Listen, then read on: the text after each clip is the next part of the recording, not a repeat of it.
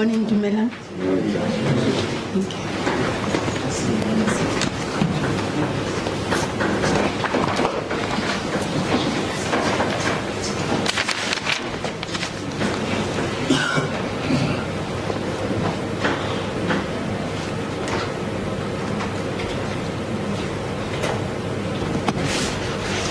Advocate 𝐬𝐻𝐫𝐞.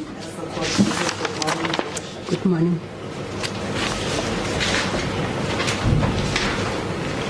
Today's date is the 10th of December 2025. We are in the Specialized Commercial Crime Court, Pretoria Regional Court, Court 18, case number 111/39/2025, the State versus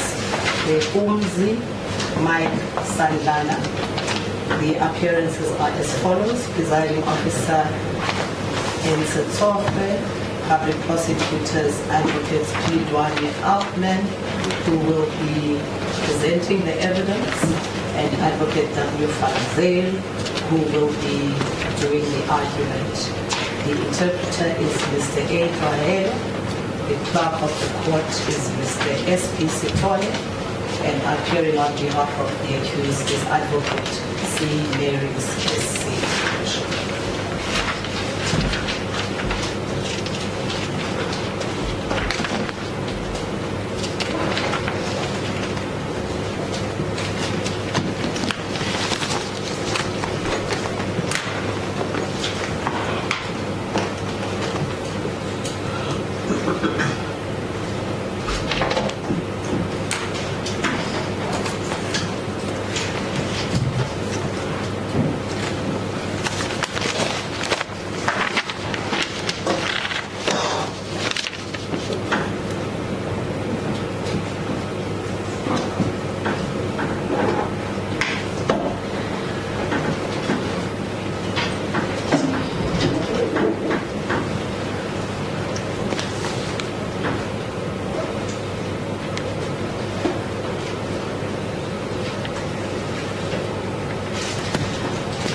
Good morning, Advocate Mary. Good morning, Your Worship.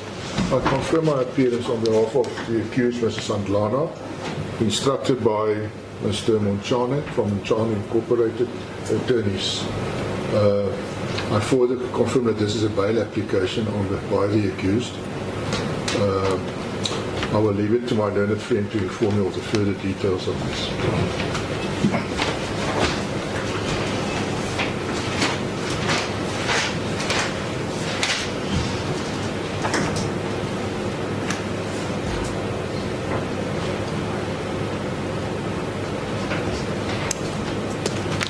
Advocate 𝐬𝐻𝐫𝐿. As the court pleases your worship, the matter was remanded for today for a form of bail application. It's a Schedule 5 offense in respect of count 17. It's in excess of 100,000, and the state is alleging that it was done by a group of persons in the execution of furtherance of a common purpose or conspiracy. The state is also opposing bail today, Your Worship, and the state is ready to proceed with the bail application as the court pleases.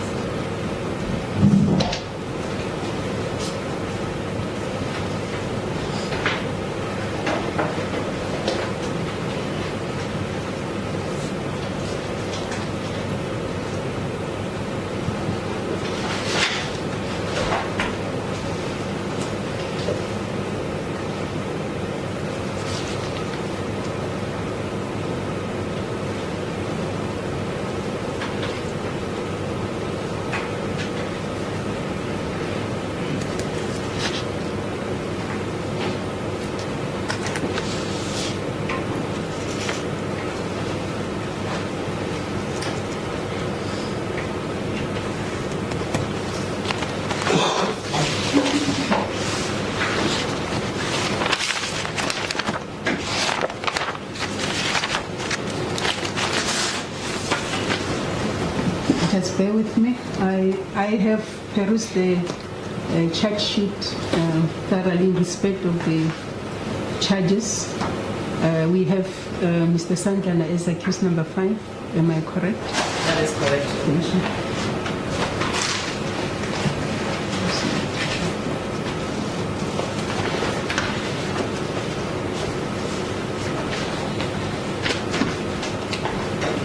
I've also dealt with the bail applications of the other accused. In this instance, is the state having any document on the decision of the NDPP on the schedule, or is it the finding of the court that you don't have such? Advocate Meron? Please, Court, Your Worship. On the basis of what my learned friend for the state has placed on record, we accept that as a Schedule 5 offence. I think that much is also clear from the charge sheet with all the allegations therein. In the circumstances, we accept that it is the onus is on the defence to begin with the bail application. We have prepared a written affidavit, typed affidavit by Mr. Sandlana, which I will beg leave from Your Worship to read into the record once Your Worship is ready. I have copies available for my learned friends for the state as well, and I will in due course hand up to Your Worship the original signed one so that you can follow what I am reading into the record. There's just one other aspect that I need to raise. I indicated to my learned friend Mr. Van Zyl just before we started that about 10 minutes before we started we were furnished with an affidavit by the personal health practitioner of the accused, which I haven't had time to peruse. So once I finish this, I might ask Your Worship just to stand the matter down for a few minutes so I can just take care of that. Yes, in order. But before you do that, let me just explain the provisions of the Act that regulates the application and to make my finding as well. Yes, I said I have perused the charge sheet in respect of the counts that the applicant, Mr. Sandlana, is facing, and indeed, as pointed out from the side of the prosecution, reference being made to count 17, and that charge sheet having made reference as well to the preamble that outlines the amounts that are involved therein. I am of the view that the amounts reflected therein in this particular count are in excess of an amount of 500,000 rands, and there's also an allegation of common purpose in respect of the parties having acted as such, as alleged, and it is my finding that Schedule 5 is applicable. There are no further submissions that were made or other factors that would have informed the court to categorize the schedule otherwise. So Schedule 5 is applicable for this bail application. May I, Mr. Sandlana, if you would just stand up. This is a bail application that is being opposed from the side of the state, your bail application. The duty of the court is to explain to you the provisions of section 6011 small b in brackets. Now that I have categorized and made a finding that Schedule 5 is herein applicable. I think we dealt with the application in English. Let's just verify that. Worship, yes, English is perfect. You are fine then. Yes. Thank you. So the provisions of section 6011 small b regulates Schedule 5 bail applications, wherein the onus lies with you. You have a duty to simplify it, to show this court that the interest of justice permits your release. You carry that onus to show the court that the interest of justice permits your release, and you do that on a balance of probabilities upon being given an opportunity to place evidence before court. I'm informed you are going to do that, put evidence forward before this court by way of affidavit. And further, the court informs you of further important aspects. In a bail application of this nature, you need to disclose honestly to the court as to whether you have got previous convictions, whether you were indeed found guilty in other courts and sentenced, that's a previous conviction, if you have got pending matters, that is other matters, save for the one that you are appearing with today, and if there are outstanding warrants of arrest, you have been investigated from the South African Police Services, you have been made aware of that. And further than that, if there are any orders made against you in terms of the Domestic Violence Act of 1998 or under the Protection from Harassment Act of 2011 or other similar orders that have been made against you, or in case also there are orders that have been made in terms of the Correctional Service Act of 1998. Perhaps you have been placed under correctional supervision or day parole or medical parole or any other format of parole, that you need to indicate to the court honestly without fail. In line with that, the reason why you should do that is that you should not hide anything from the court, so that in the future, if it is detected that you told an untruth, you didn't reveal those factors honestly to the court should then inform you that it will be an offense. You will be charged with that offense in terms of Section 60, and it carries the penalty of a fine that the court can mete out, and in the alternative, an imprisonment term not exceeding a period of 2 years. Up to this far, do you understand, Mr. Sandlana? That's correct. Yes. Further than that, the court should inform you of your rights as enshrined in Section 35 of our Constitution Act 108 of 1996. It's your right to silence innocence, the right against self-incrimination. To simplify that to you, it means that in this bail application, when you tender evidence through that affidavit, you are not compelled to disclose anything in respect of the merits of the case that can implicate you in respect of the offenses that you are facing. Do you understand that? That's correct, Further, the record of these proceedings is under recording. You see there's a light there. We're doing mechanical recording. Later on, it may be transcribed.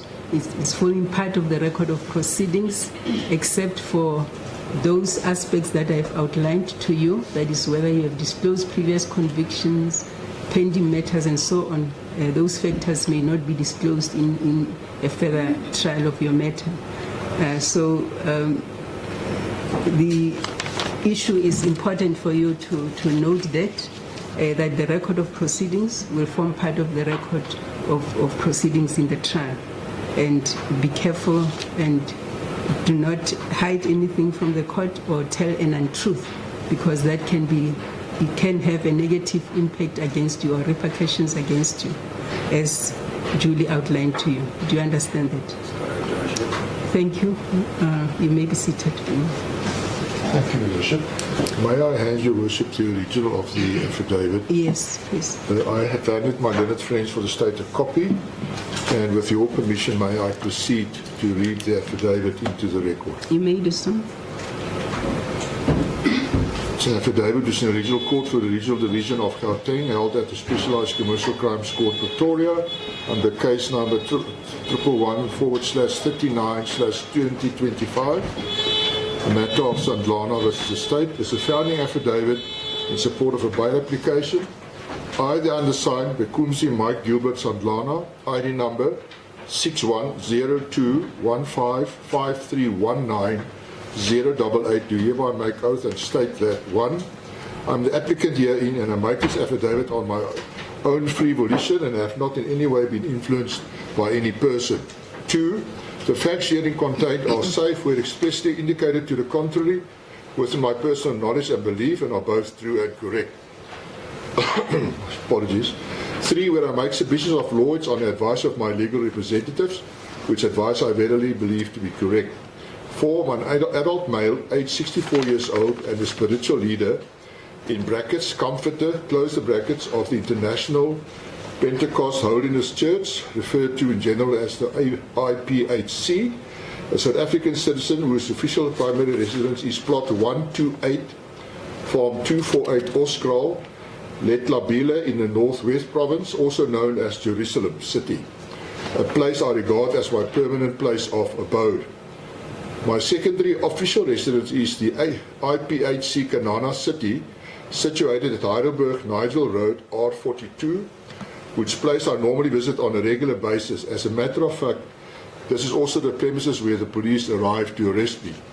My identity documents, in paragraph 6, 6.1, I applied for my first identity document at the Department of Home Affairs with the assistance of my grandparents, and it was issued bearing the identity number 66021558990088 with my full names 𝐃𝐨𝐧'𝐭 Michael Sandlana.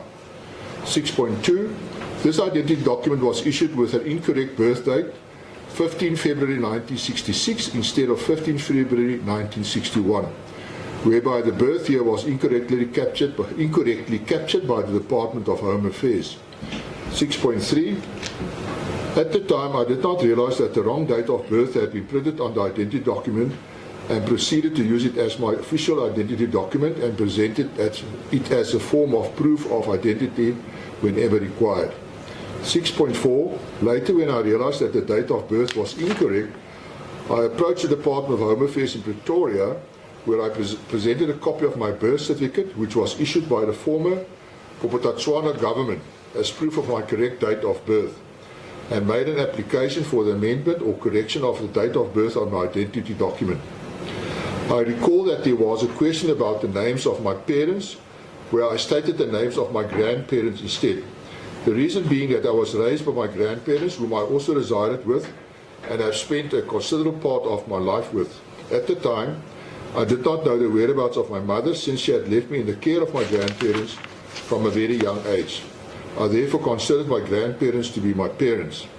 6.5, I cannot recall if I had handed over the old identity document to the Department of Home Affairs bearing ID number 66021558999088, where I was provided with the correct and amended identity document bearing numbers 61021553199088. 6.6, what I can recall is that I stopped using the old identity document and started to present a newly amended identity document bearing identity number 61021553199088, wherever it was required to do so. I wish to submit that both identity documents appear in the Department of Home Affairs National Population Register. 6.8, I did not commit any act of fraud when I utilized either of the identity documents. My names are the same, and it was solely due to an error of the Department of Home Affairs capturing my birth date incorrectly that I decided to correct the error. 6.9, I may add that I was subsequently issued with a new smart card ID on 1 June 2022. A copy of that ID is annexed here to as Annex A. For the record, Your Worship, the origin is available. 7, the charge. I'm advised that I stand accused of a charge of alleged corruption, and I'm accordingly advised that this application will be dealt with under the purview of Section 6011B, read with Schedule 5 of the Criminal Procedure Act by the Honourable Court. 7.2, I have not been informed of the precise details of the charge against me and can therefore not offer any meaningful response thereto, except to say that I deny any complicity in any offence of corruption and put the state to the proof of its case. 7.3, I submit therefore on advice that it is incumbent upon me to adduce evidence and demonstrate on a balance of probabilities that there are factors present, the existence of which merit my admission to bail in the interest of justice. 8, previous convictions. I'm at 8.1. I'm advised that in terms of Section 6011B of the Criminal Procedure Act, I have a legal obligation to disclose to the Honourable Court the existence of a record of my previous convictions and or any pending cases that I may have against me. 8.2, I had the following previous convictions. 8.2.1, I was convicted of a crime of possession of unlicensed firearm and ammunition, contravention of the Identification Act, and extortion. The said charges were taken as one for the purpose of sentenced, and I was sentenced to a fine of 10,000 rand or 5 years imprisonment, which was suspended for a period of 5 years by the 𝐟𝐨𝐫𝐿 Magistrates Court in the year 2002. 8.2.2, in the year 2018, I approached and submitted an application for expungement of my criminal record in terms of Section 271(b) of the Criminal Procedure Act with the Department of Justice and Constitutional Development. 8.2.3, in the year 2019, I received a notice dated 2 May 2019 from the Directorate of Legal Process at the said department, informing that my application met all requirements set out in Section 217(b), subsection 1 of the Criminal Procedure Act, and that the certification for expungement has been issued for confirmation of the fact that the convictions and sentences in questions have been expunged. See attached in annexes B and C. If I may just refer your worship to these two annexes. B will be the letter from the Department of Justice, and C, in fact, is a copy of a clearance certificate issued on the 12th of November 2019. Paragraph 9, pending criminal cases. 9.1, I'm currently standing trial on a criminal matter relating to alleged fraud in the Regional Court 8 Pretoria before Regional Magistrate 𝐟𝐨𝐫𝐿 under case number 14/867/2021. The police reference is Sandton CAS 359/04/2021. 9.2, I am the first accused of 3 accused in the matter and have been released on 5,000 rand bail after my arrest in April 2021. I have been attending this matter religiously and have not missed one court date since the inception of the matter.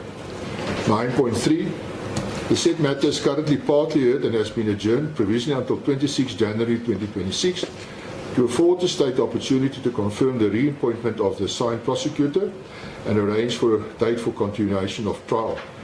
The assigned prosecutor's contract has expired. 9.4, I may add that the state's case in the matter has been closed, and the defence has subsequently indicated that the intention to apply for the discharge of all the accused in terms of Section 174 of the Criminal Procedure Act. Written aids of argument have already been filed by Defence Counsel. 9.5, I am not disposed to violence and I do not have any outstanding warrants of arrest that I should be aware of or any protection order against my name in terms of the Domestic Violence Act number 116 of 1998. 9.6, I wish to state that since my arrest on 26 November 2025, I have not been made aware of any other outstanding criminal matters against me. 9.7, I am advised further that should I willfully fail, refuse to or furnish this court with false information regarding any previous convictions and or any cases pending against me, I will be guilty of an offence and in the event of a conviction thereof could be liable to a fine or to imprisonment for a period of not exceeding 2 years or a fine up to the amount of 40,000 rand or both. Further, if any deliberate misinformation by me in this regard becomes manifest after I am granted bail, same may be cancelled and I may be ordered to remain in custody until my trial is finalised. Paragraph 10, purpose of this application. 10.1, I propose to this application to set out facts to demonstrate to the Honourable Court by adducing evidence about the existence of factors which in the interest of justice allow that I should be admitted to bail rather than to remain in custody while awaiting the finalisation of outstanding investigations and or trial in the matter. 10.2, in so doing, I'm advised that Section 60 of the Criminal Procedure Act imposes rather stringent conditions for the granting of bail where the person stands accused of offences referred to in Schedule 5 thereof. Section 60 subsection 4 to Section 60 subsection 9 thereof specifically sets out factors which ought to be established by me and considered by this court during this application. I deal with those factors here in infra. Paragraph 11, personal circumstances. 11.1, I was born in Soweto, Netherlands, where I resided with my father, 𝐿 Modise, and Miriam for a short period of time before I was relocated to Lebotloana in Northwest Province to reside with my grandparents, Wilson and Jane Sandlana. Paragraph 11.2, I wish to submit that this is the province from where both of my parents originate. 11.3, I'm not employed in the usual employment sectors, due to my spiritual role as head of the church as stated above. 11.4, I am taken care of largely by the church as determined by a duly elected council of the church, which in terms of protocol and constitution of the church is the controlling entity. 11.5, I'm currently married to my estranged wife Magalana Benedicta Sandlana by civil rights. I have also 4 other wives I have married in accordance with the customs of the church. 11.6, I have 9 children, 6 of whom are adults and 3 are still underage, namely 𝐾𝐨𝐬, aged 9 years old, Pasetsana, aged 3 years old, and 𝐬𝐮𝐻𝐬𝐿 Sandlana, aged 4 years. 𝐬𝐻𝐻𝐬𝐿 is a child born of the marriage between Magalana and myself. 11.7, I wish to state that I support my children and pay maintenance in the monthly sum of 2,000 rand for each child, except 𝐬𝐻𝐻𝐬𝐿, for whom I pay maintenance in the sum of 5,000 rand as per court order. 11.8, the court also makes provision for maintenance for Magalana in the sum of 10,000 rand per month. 11.9, there are pending divorce proceedings between myself and Magalana. These proceedings have been pending since late 2020. 11.10, I wish to state further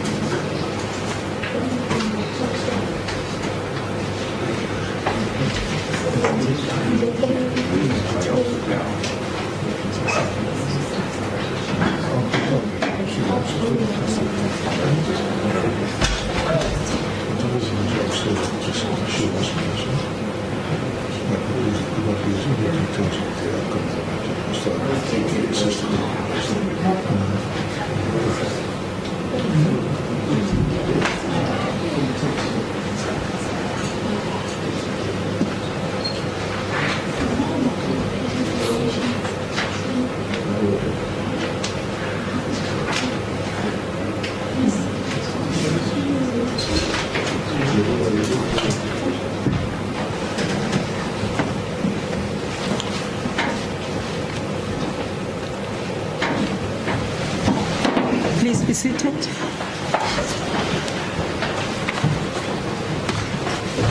Advocate Mera. May I please accord your worship, being indebted to your worship for the time granted. I'm not going to call any further evidence at this point in time. There's just one aspect which I wish to place on record. I was instructed by the accused to do so during the short adjournment.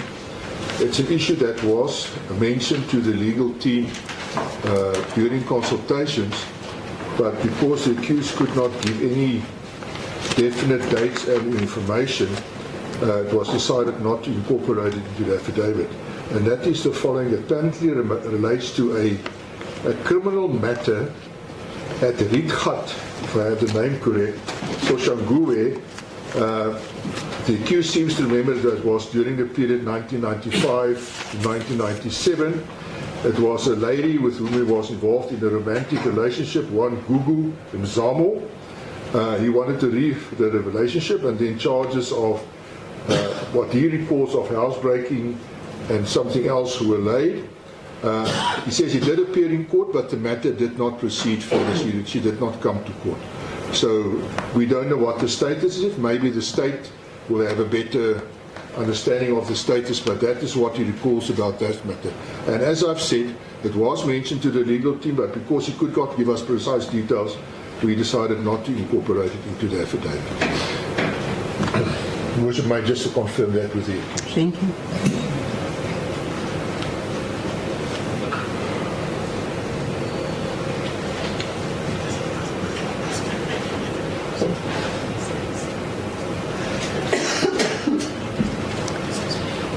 Mr. Sandlana, please stand up. Yes, counsel representing you, Advocate 𝐬𝐻𝐫𝐸𝐻, has just placed on record what I believe you also heard, but for me to place it accordingly on record, it is involving a matter dating 1999 in 𝐟𝐸𝐻𝐫𝐸𝐻. 1995. 96, yes. Thank you. 1995, 1996, a 𝐟𝐸𝐻𝐫𝐸𝐻 matter where there were charges of housebreaking, and but evidence apparently was not led, or the complainant didn't pitch up. You don't know the status as to what how it ended up. That's what he wanted to place on record, and you did not include that in your affidavit because you did not have specifics about what happened ultimately with the matter. This is correct, Your Worship. Thank you. You confirm that. I confirm, Your Worship. You may be seated. Thank you, Worship. That is in the evidence for the applicant. Thank you. Advocate Your Worship, the state would like to read into the record the affidavit by the investigating officer. May I also hand in to the defense as well as the original to court.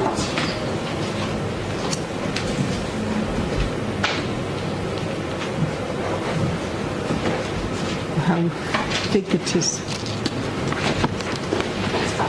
As the court pleases, in the matter between the state and 𝐬𝐮𝐬𝐜𝐫𝐿 Michael Sandlana, case number 111/39 of 2025, the state is cited as the respondent, and the accused is Mr. Sandlana is cited as the applicant.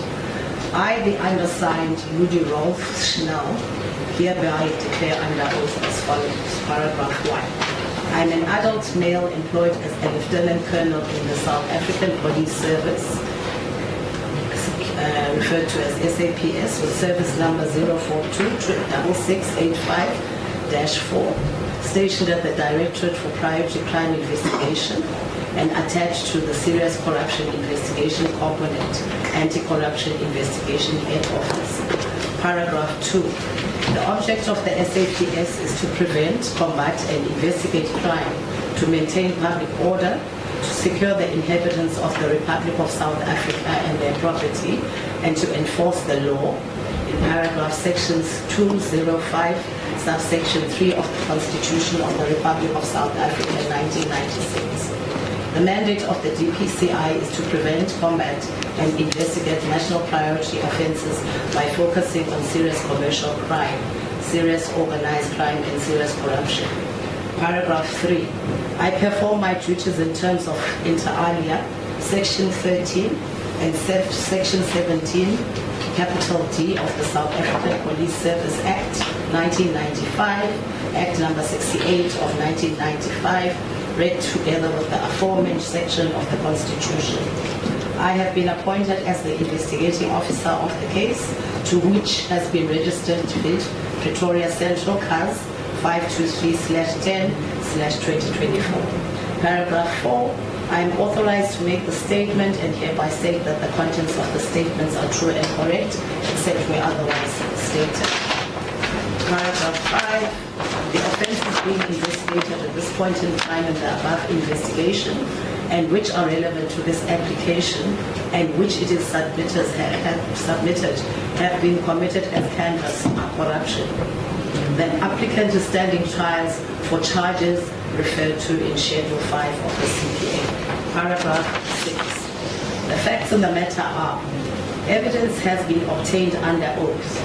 Investigation has revealed that a series of corrupt activities aimed at influencing the outcome of a civil case before the Pretoria High Court, in which the applicant was a defendant in the matter, were committed by the applicant and his co-accused. The cases relate to the leadership dispute of the International Pentecostal Holiness Church, in brackets the church. The leadership dispute is between Frederick Leonard Hoytsama Modise, in brackets the applicant or plaintiff, Tshepiso Modise, in brackets the applicant, and Mr. Sandlana, in brackets first defendant, accused number 5. All three parties alleged to be the entitled successor of the church after the passing of the previous leader, 𝐬𝐮𝐬𝐫𝐞. I have information that the applicant, Mr. Sandlana, alleges to be the illegitimate child of 𝐬𝐮𝐬𝐫𝐞, but that he has thus far refused to undertake DNA tests to substantiate his claims.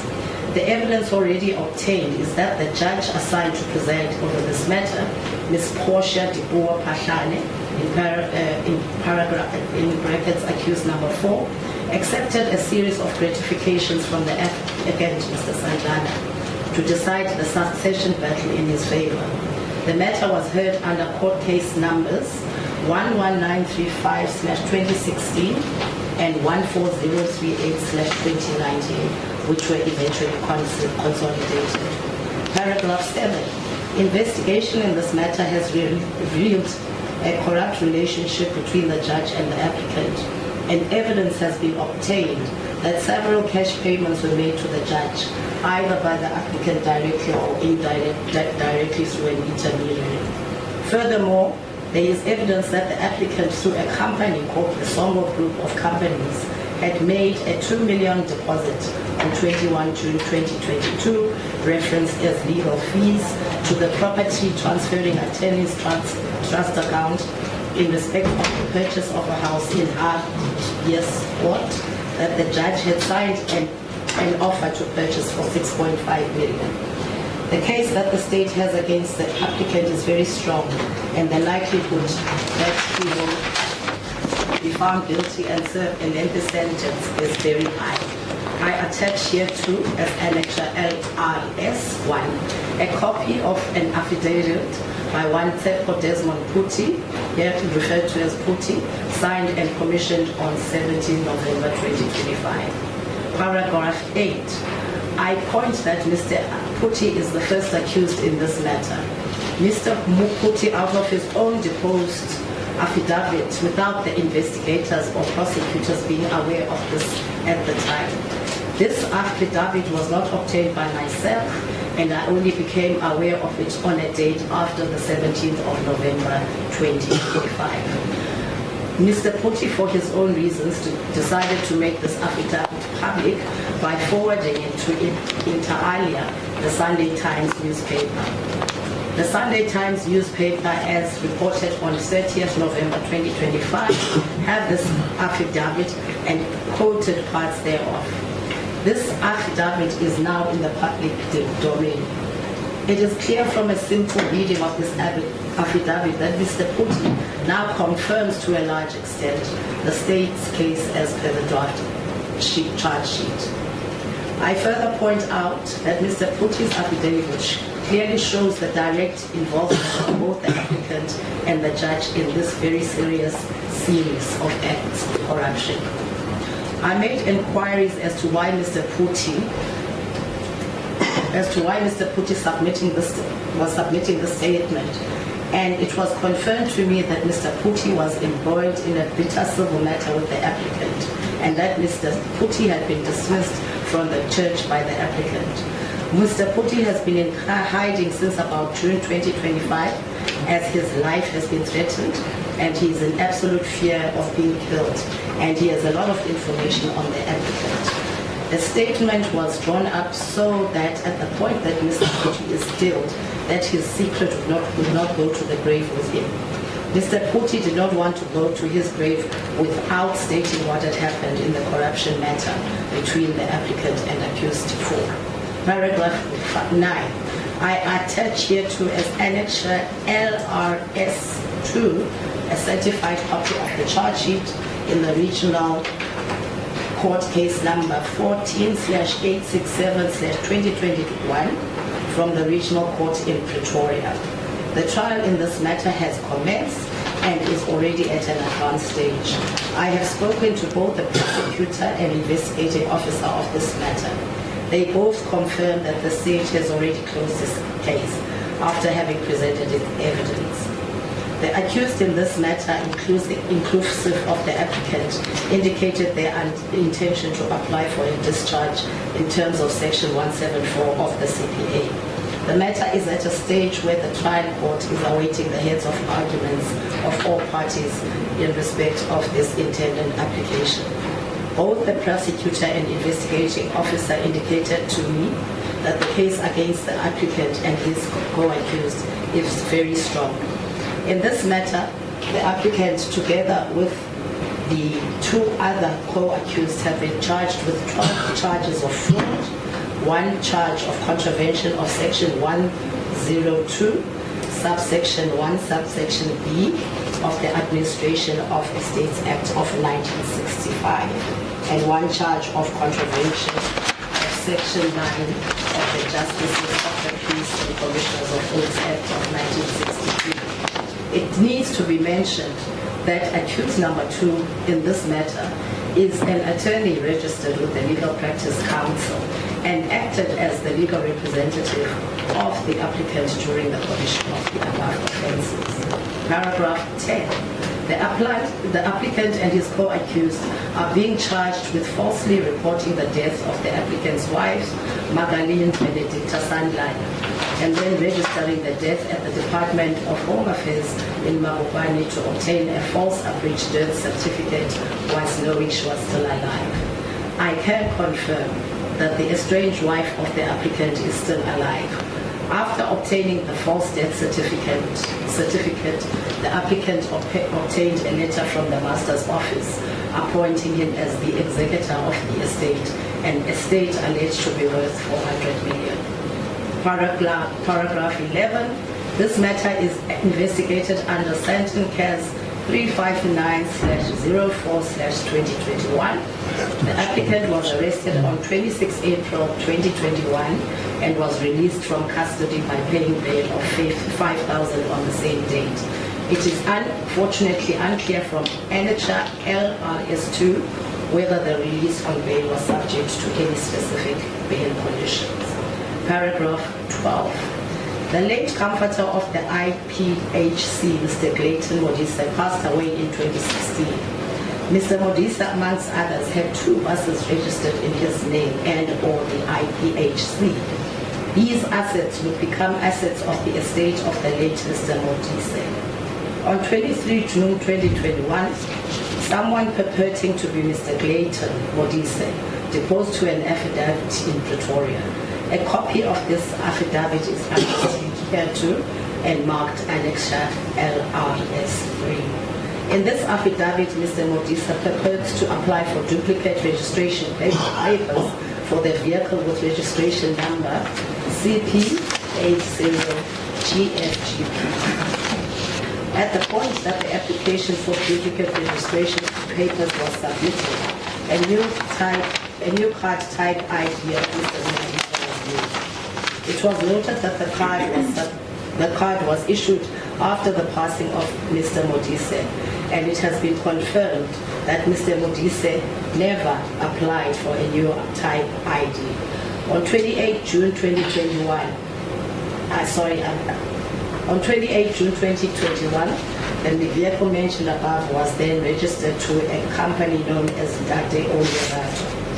Another bus with registration number BD25RWGP was also registered on 𝐸𝐿𝐫𝐷𝐸 on 7 July 2021. I attach here too as Annexure LRS4 an affidavit from an official of the Department of Transport and Public Works of Gauteng confirming safety.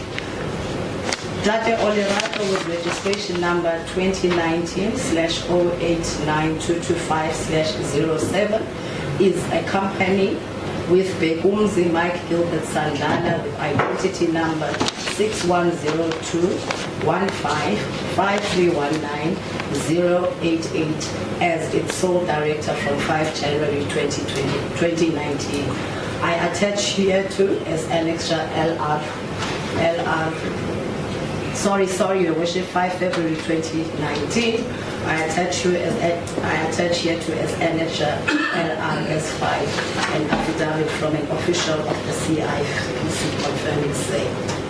I attach further here to Annexure LR6 LRS6 an affidavit from the investigating officer of 𝐬𝐮𝐻𝐿𝐵𝐻 case 264/07/2023, Constable RLM Mposa. It explains the facts of that matter and his attempts and struggles to obtain a version of Mr. Sandlana. I need to point out, however, that Mr. Sandlana eventually provided an affidavit to the investigating officer.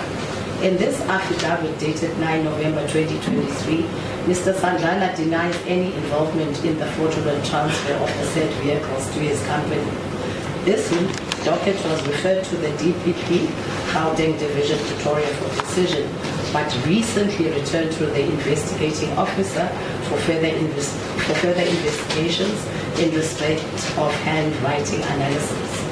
Mr. Sandlana's date of arrest for Santin case 359/04/2021 was 26 April 2021, and he was released on bail.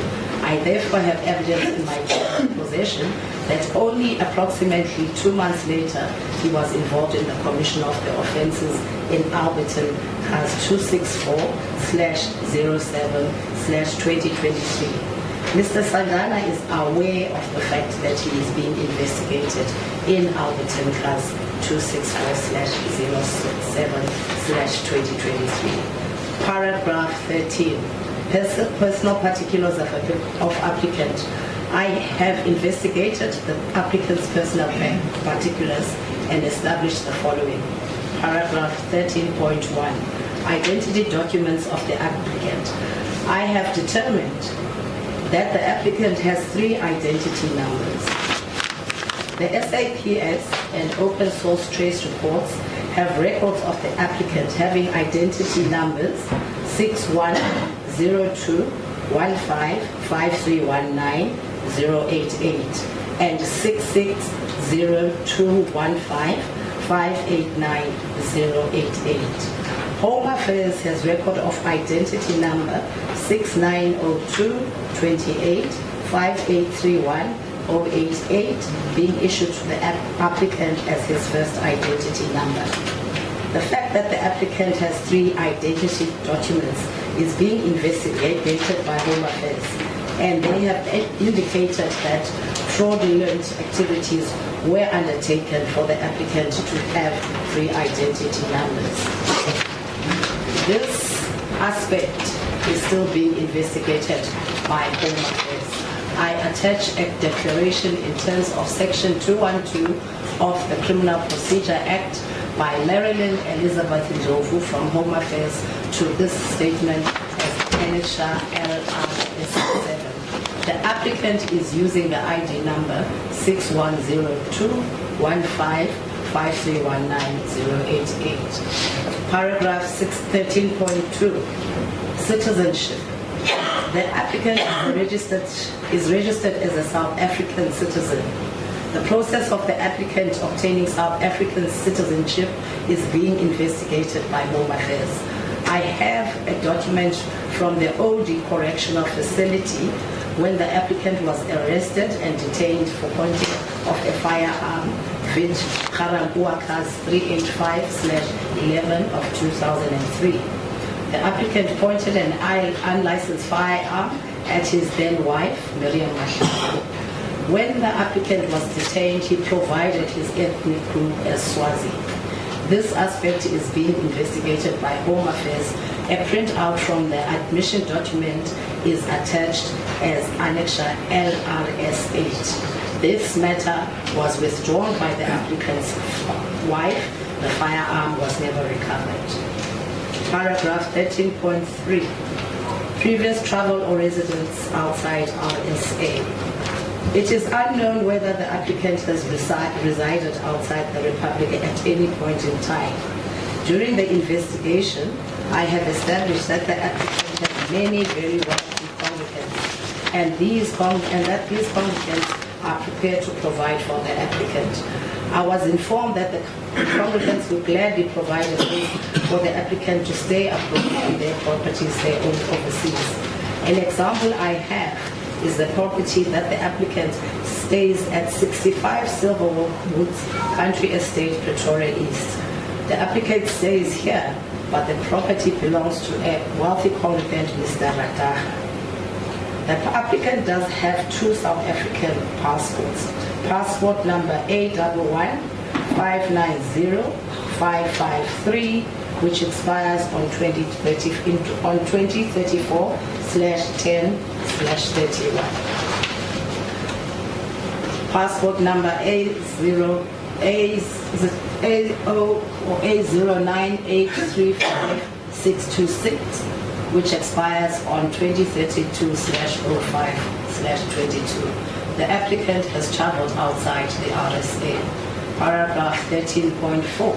Relatives residing outside the RSA, unknown at this stage. Paragraph 13.5. Assets outside RSA, unknown as assets. The applicant has branches of the IPHC Church in Botswana, Zimbabwe, Mozambique, Lesotho, and Swaziland. Paragraph 14. Personal background of the applicant. Paragraph 14.1. Place of birth.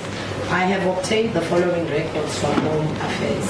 An extract from birth register C/81/1929-C/81/1998, attached as Annexure LRS9, has shown that a late registration of birth was made for the applicant in 1980. The birth register attached as Annexure LRS10 reflects that the applicant was born in 𝐿𝐮𝐬𝐫𝐞, located in Moretile, Northwest Province. The birth register reflects that the applicant was born on 29 February 1969. I have established that this date did not exist, as 29 February 1969 was not a leap year, and that the month of February 1969 ended on 28 February. Paragraph 14.2, residential address. The applicant has provided his residential address to me as 128 Australia, Northwest. This address is confirmed and is also the address the applicant provided in the Sandton case. During the investigation, I determined that the applicant lives at the following residential addresses: 65 Silverwoods Country Estate, Pretoria East. The security guards at this estate have confirmed that the applicant resides at this address. 158 Odeberg Street, Waterkloof Heights, Pretoria. Witnesses in the investigation have provided in this address. A house situated inside the Galana IPC Church compound in Niger. The residential address that is reflected on the applicant's open source trace report with ID 660215589088 is reflected as PO Box 1908 𝐿𝐵𝐿. The residential address that is reflected on the applicant's open source trace report with ID 610215531988 during 2020 is reflected as 128 Oscar at 430 Heinrich Avenue, Acacia, Pretoria.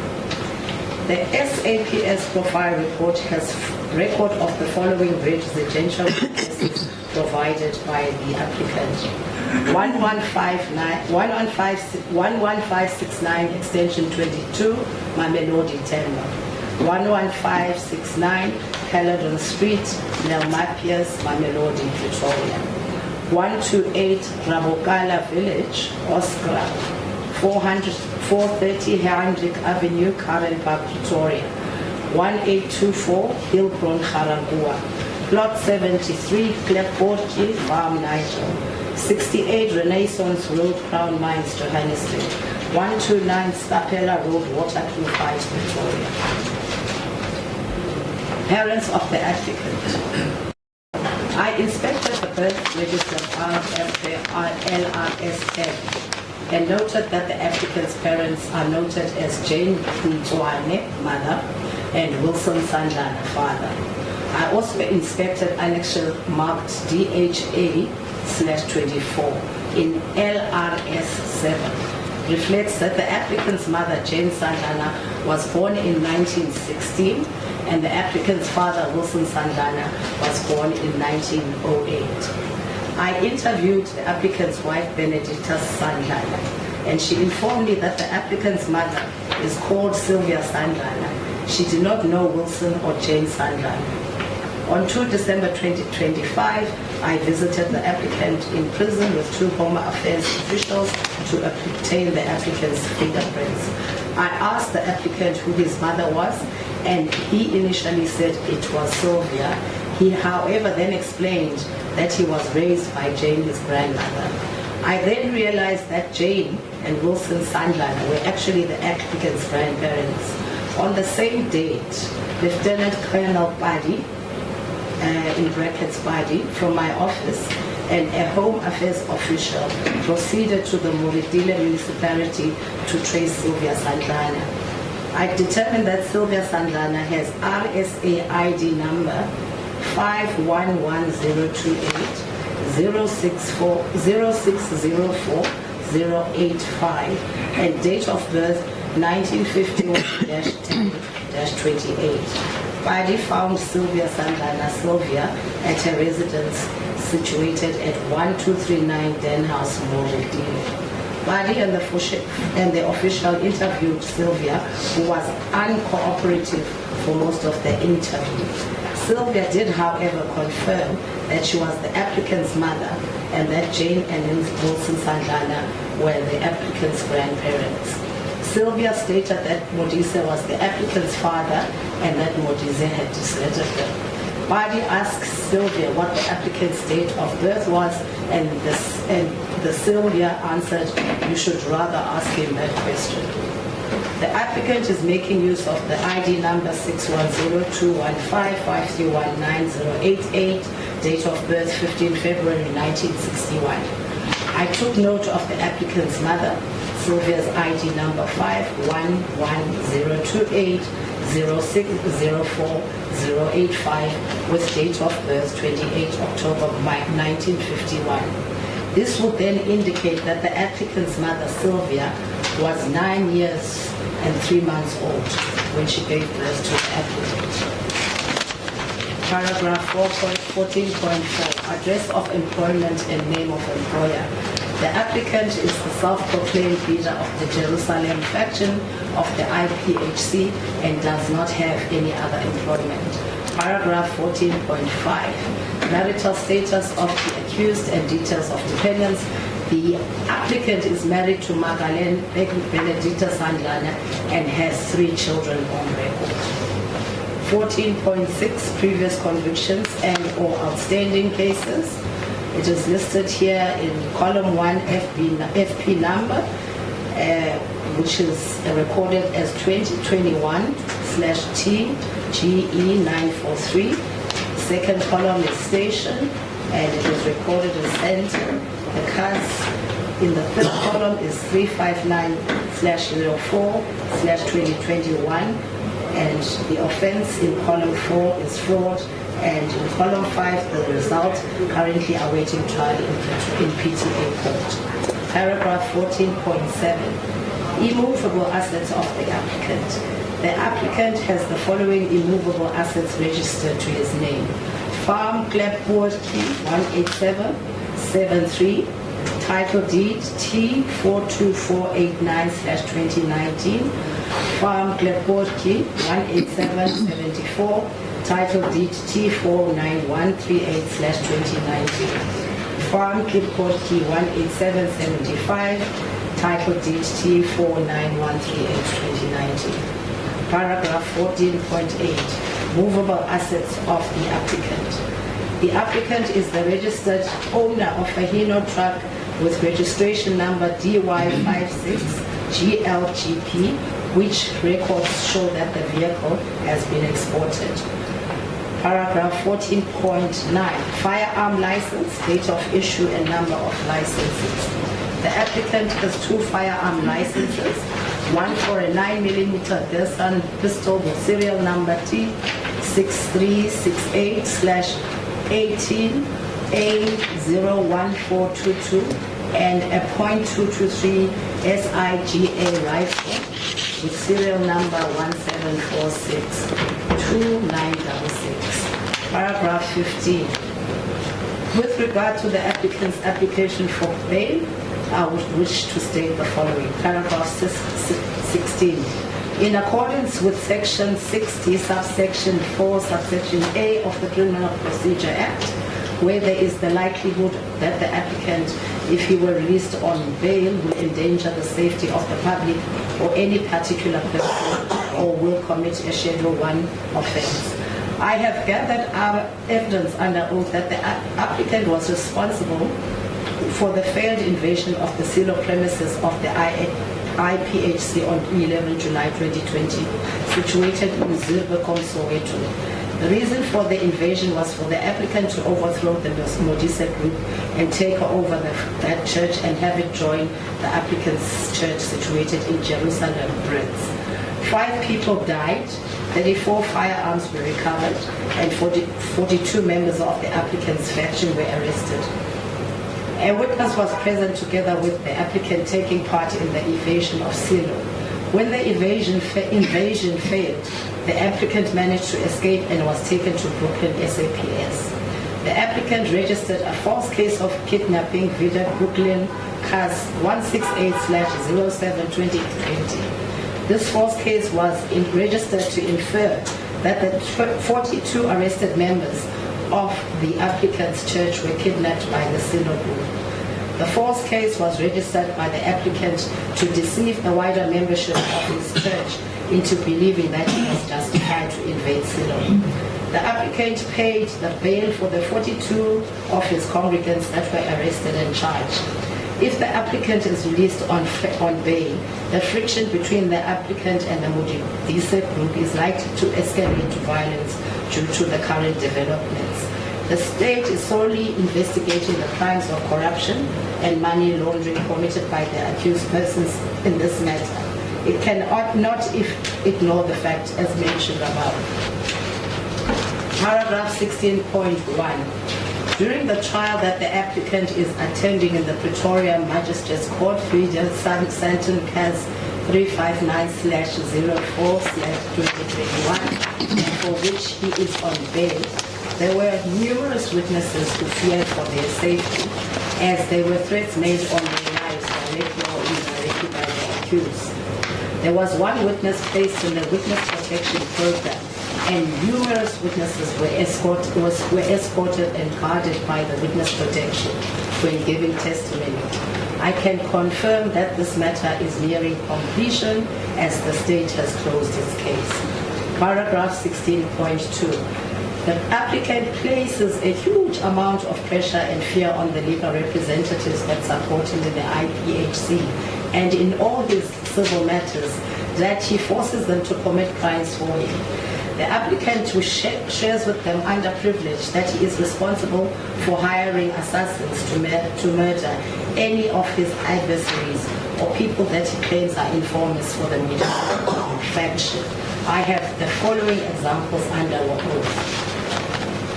First bullet, a witness in this current matter, Advocate Maluleke, was kicked out by the IPHC by the applicant.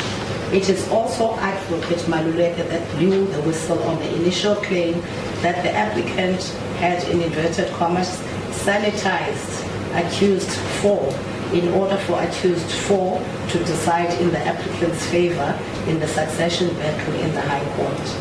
The applicant became so obsessed in his attempts to destroy Advocate Maluleke that he shared his desire to have Advocate Maluleke killed by assassins with his attorneys. 2 of the applicant's attorneys secretly met with and informed Advocate Maluleke that the applicant wants to have him killed. One legal representative has given me a statement under oath about the applicant's wish to have Advocate Maluleke killed. Bullet number 2, the applicant forced his advocate, whose statement I have obtained, to organize the theft of files at the offices of Majabu attorneys. The advocate refused, but later learned that there was indeed a break-in at Majaro's attorneys.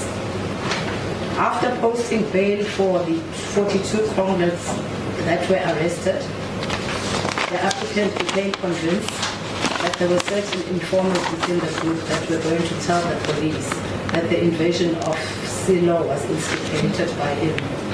The applicant shared with the witness in this matter his desire to have the informers killed. Your Worship, if I may just pause there, I would like just a little bit of water. It's in order.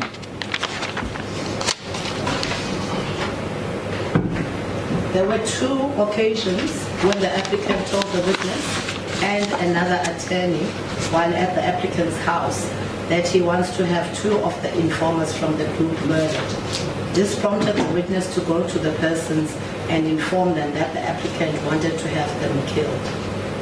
In 𝐼HC versus the Minister of Safety and Security and other, and 48/20/2000, it was found that the state has a duty to protect the community. Paragraph 16.3. The applicant has previously been arrested on numerous cases and clearly has a history of violence and being unlawfully in possession of firearm without a license. It is evident from the applicant's conduct that there is a likelihood that the applicant will commit other offences if released on bail. Due to the serious nature of the offences for which the applicant has been arrested before and is currently under investigation, the safety of the public is at risk if the applicant is released on bail. Paragraph 17. In accordance with Section 60, subsection 4B of the Criminal Procedure Act, where there is a likelihood that the applicants, if they were released on bail, will attempt to evade their trial, I have obtained court evidence under oath that the applicant has massive support from certain arms of government, as is the case in this matter and in the Department of Home Affairs.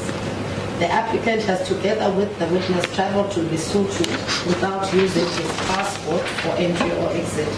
Nobody in the applicant's convoy were asked for their passports, and one passenger in the applicant's convoy was an undocumented Lesotho national that was in South Africa without any traffic documents. Their vehicles were also not searched. It is alleged that the applicant has an arrangement or arrangements with the person and or people stationed at the Lesotho and Mozambique borders not to stop or search the applicant's convoy. Paragraph 17.1. The state has a strong case against all the accused in this matter, and the applicant realizes that at the instance that he is convicted, he will be sentenced to a lengthy sentence. The applicant will use his connections to cross the borders unchecked and evade his trial. Paragraph 18. In accordance with Section 60, subsection 4, subsection C of the Criminal Procedure Act, where there is the likelihood that the applicants, if they were released on bail, will attempt to influence or intimidate witnesses or to conceal or destroy evidence. Evidence will be presented in this trial that the applicant met with accused 4 and others on numerous occasions before the succession control case was allocated to accused 4. Financial benefits in excess of 2 million rands were made to accused 4 from the applicant during last quarter of 2021 and during 2022. These facts clearly indicate that the applicant had committed the current crimes while on bail in the Pretoria Magistrates Court matter. There is clear evidence in this matter that the applicant has intimidated witnesses. The applicant's wife, Magalini Benedicta Sandlana, is a witness in this matter before this bail court. She was also a witness in the other matter in the Pretoria Magistrate Court. The applicant and his legal representative, Advocate 𝐼HC, in the Pretoria Magistrates Court were aware from 4 March 2024 that Benedicta was placed in the Witness Protection Program. Benedicta has presented her evidence in chief and was scheduled to be cross-examined by the applicant's defense on 1 July 2024. Despite this knowledge, the applicant and his legal representatives set down a special plea a special trial for 10 days from 27 May 2024 to 7 June 2024 in the High Court. This is clear intimidation tactics by the applicant and his legal representatives. Paragraph 18.1. Additionally, from December 2020 to March 2024, the applicant and Benedicta have been involved in numerous applications and urgent applications in the Pretoria High Court pertaining to the custody of their child and divorce. What is hugely significant is that the applicant launched an urgent application under case number 26675/2022 on 5 January 2024. This matter was launched as a clear act of intimidation against Benedicta, as she was scheduled to testify against the applicant on 4 March 2024. Somehow the applicant managed to manipulate the urgent High Court role by having the matter placed before accused 4, whereby if the urgent allocation process was followed, the matter was supposed to be heard before Judge Mbongwe, who according to the published roster was allocated the urgent court for the week commencing from 2 to 5 January 2024. The judge that was allocated the urgent court during the week prior, commencing from 27 December 2023, was Judge 𝐬𝐻𝐫𝐿. Paragraph 18.2. The urgent application before accused 4 was that Benedicta is in contempt of 2 court orders, to wit 2 previous orders by Judge Forster and Judge Masope dated 6 August 2022 and 27 June 2022 respectively, in order that Benedicta be committed to prison for 12 months and an order that Benedicta delivers the minor child to Sandlana.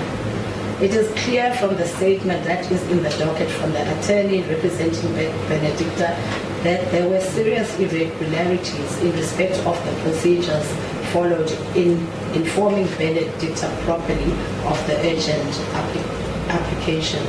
Ultimately, Benedicta did not attend the urgent application before accused 4, and accused 4 made a judgment that Benedicta is to be incarcerated for 12 months and that their minor child should be delivered to the applicant. Ultimately, this order was reversed with a punitive cost order against the applicant by another judge. Paragraph 18.3. The timing of the application 5 January 2024 is significant in light thereof that Benedicta was to give evidence in the criminal trial only 2 months later and on 4 March 2024. It is also significant as this matter suspiciously found its way to accused 4 after she had received the benefits from the applicant as highlighted in the charge sheet. It is clear from the aforementioned that the applicant and his attorneys are abusing court process with the mentioned intention to intimidate Benedicta. Paragraph 19.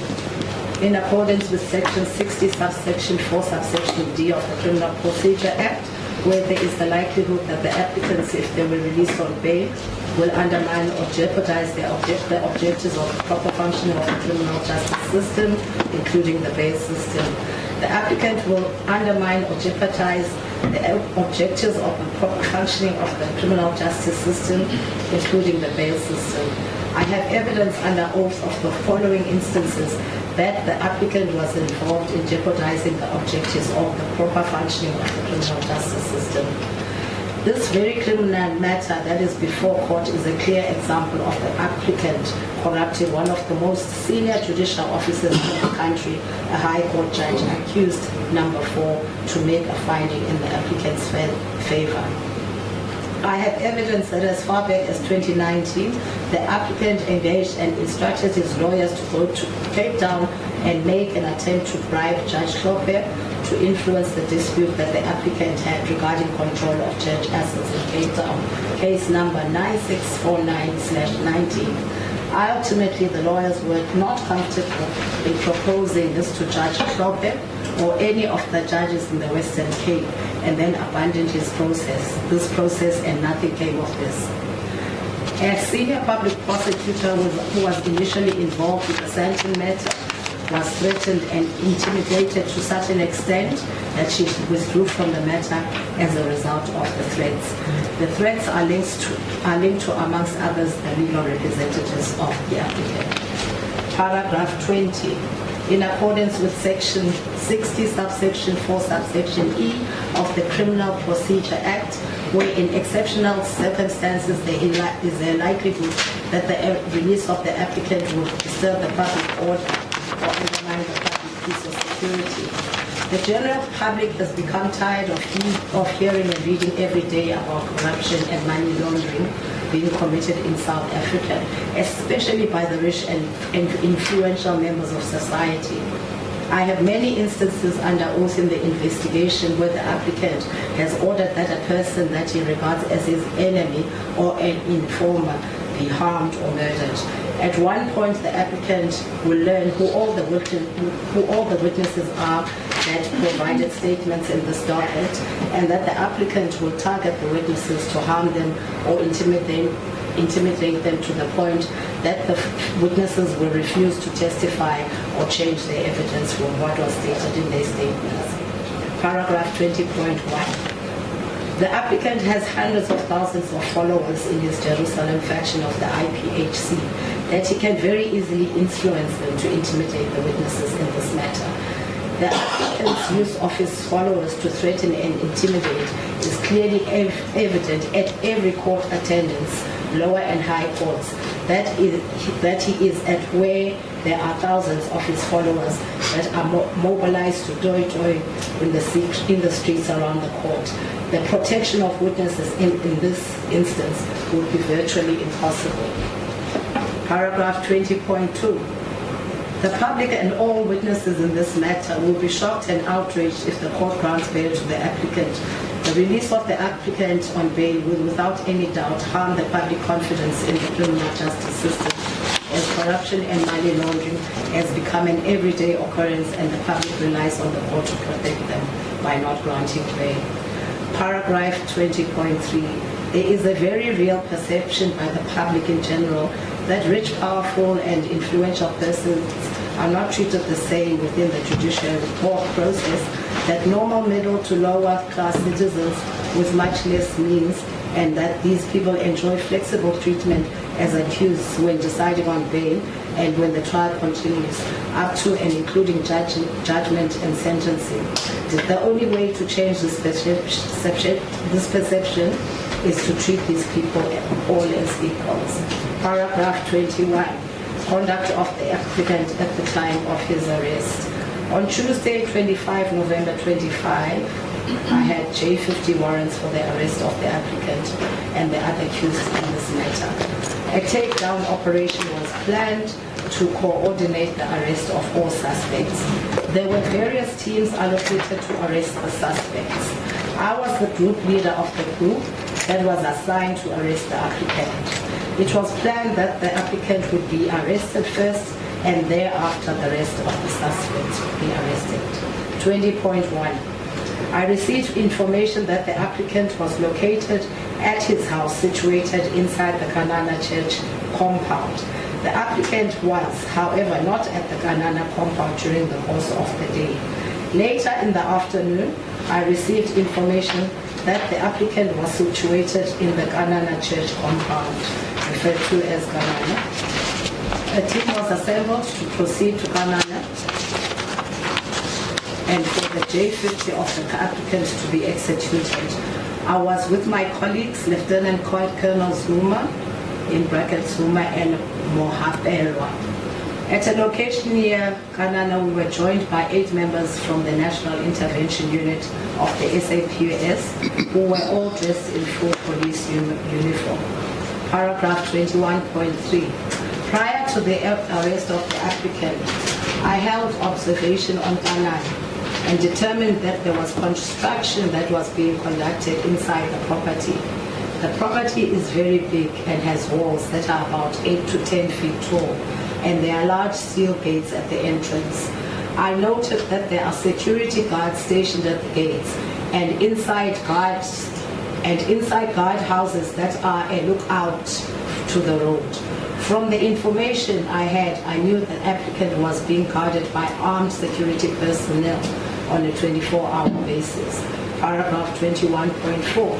During the briefing session, it was decided that we would not conduct a red type arrest, and that the uniformed members would approach the gate and inform the guards that we want to meet with the applicant and his attorney, as there was a warrant for his arrest. Zuma was assigned to effect the arrest of the applicant. He had a file containing a copy of the warrant and various other documents to assist him. Paragraph 21.5. At approximately 19:00, we proceeded to the gates of Ghana. The uniformed officials had their vehicles, blue lights on. I followed them in my vehicle. At the large gates, there is no doorbell, and the members knocked on the metal doors. I noted that some security that were in the lookout towers jumped down and ran away inside the property. The members were standing on small walls looking over the large perimeter wall into the property. A few people arrived from another location driving vehicles and spoke with the members.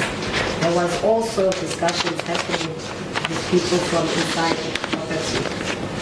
21.6. I could not understand the language, but could deduce that the church security and personnel were informed that there was a warrant for the applicant and that he needed to come out to meet with us and then be placed under arrest.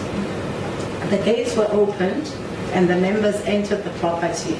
I also went to the open gate and looked inside and saw that there were guard buildings and a fence inside the property. I expected a low level of resistance, as I was informed that the applicant and his guards carried firearms and were aggressive. That is the reason why we conducted a courteous approach and wanted to conduct the arrest without incident. Paragraph 21.7. All the members and Zuma were inside, and I stayed at the vehicles. After a few minutes, I heard lots of shouting and screaming from behind the gates. The gates opened wide, and I immediately noticed that the police were surrounded by a very large number of security and congregants. I would guess that there were about 100 people aggressively confronting the members. At no stage did we portray any aggression, as we did not want the situation to escalate. The members were forcibly pushed back by the crowd, and I could see that the members were attempting to have a dialogue with the people, and I could see them trying to calm the situation. There was no assault at this stage, only violent pushing and shoving and a lot of shouting from the congregants. Paragraph 21.8. When the police were outside the premises, the gates were closed and locked.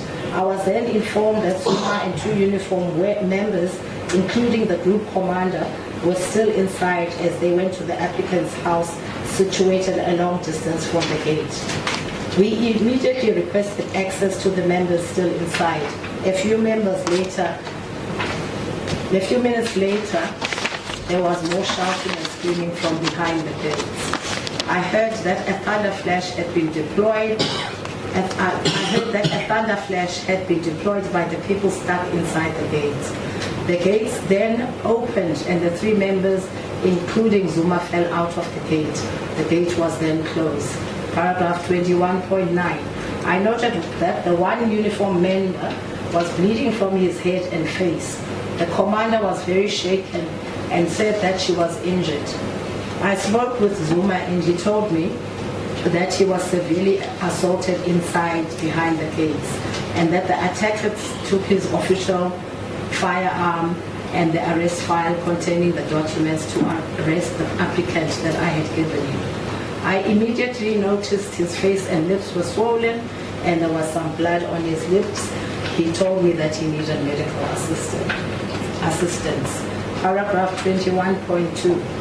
I had the applicant's cell phone number in my possession and called the applicant on 083-954-0064. The call was for 9 minutes and 36 seconds at 19:28.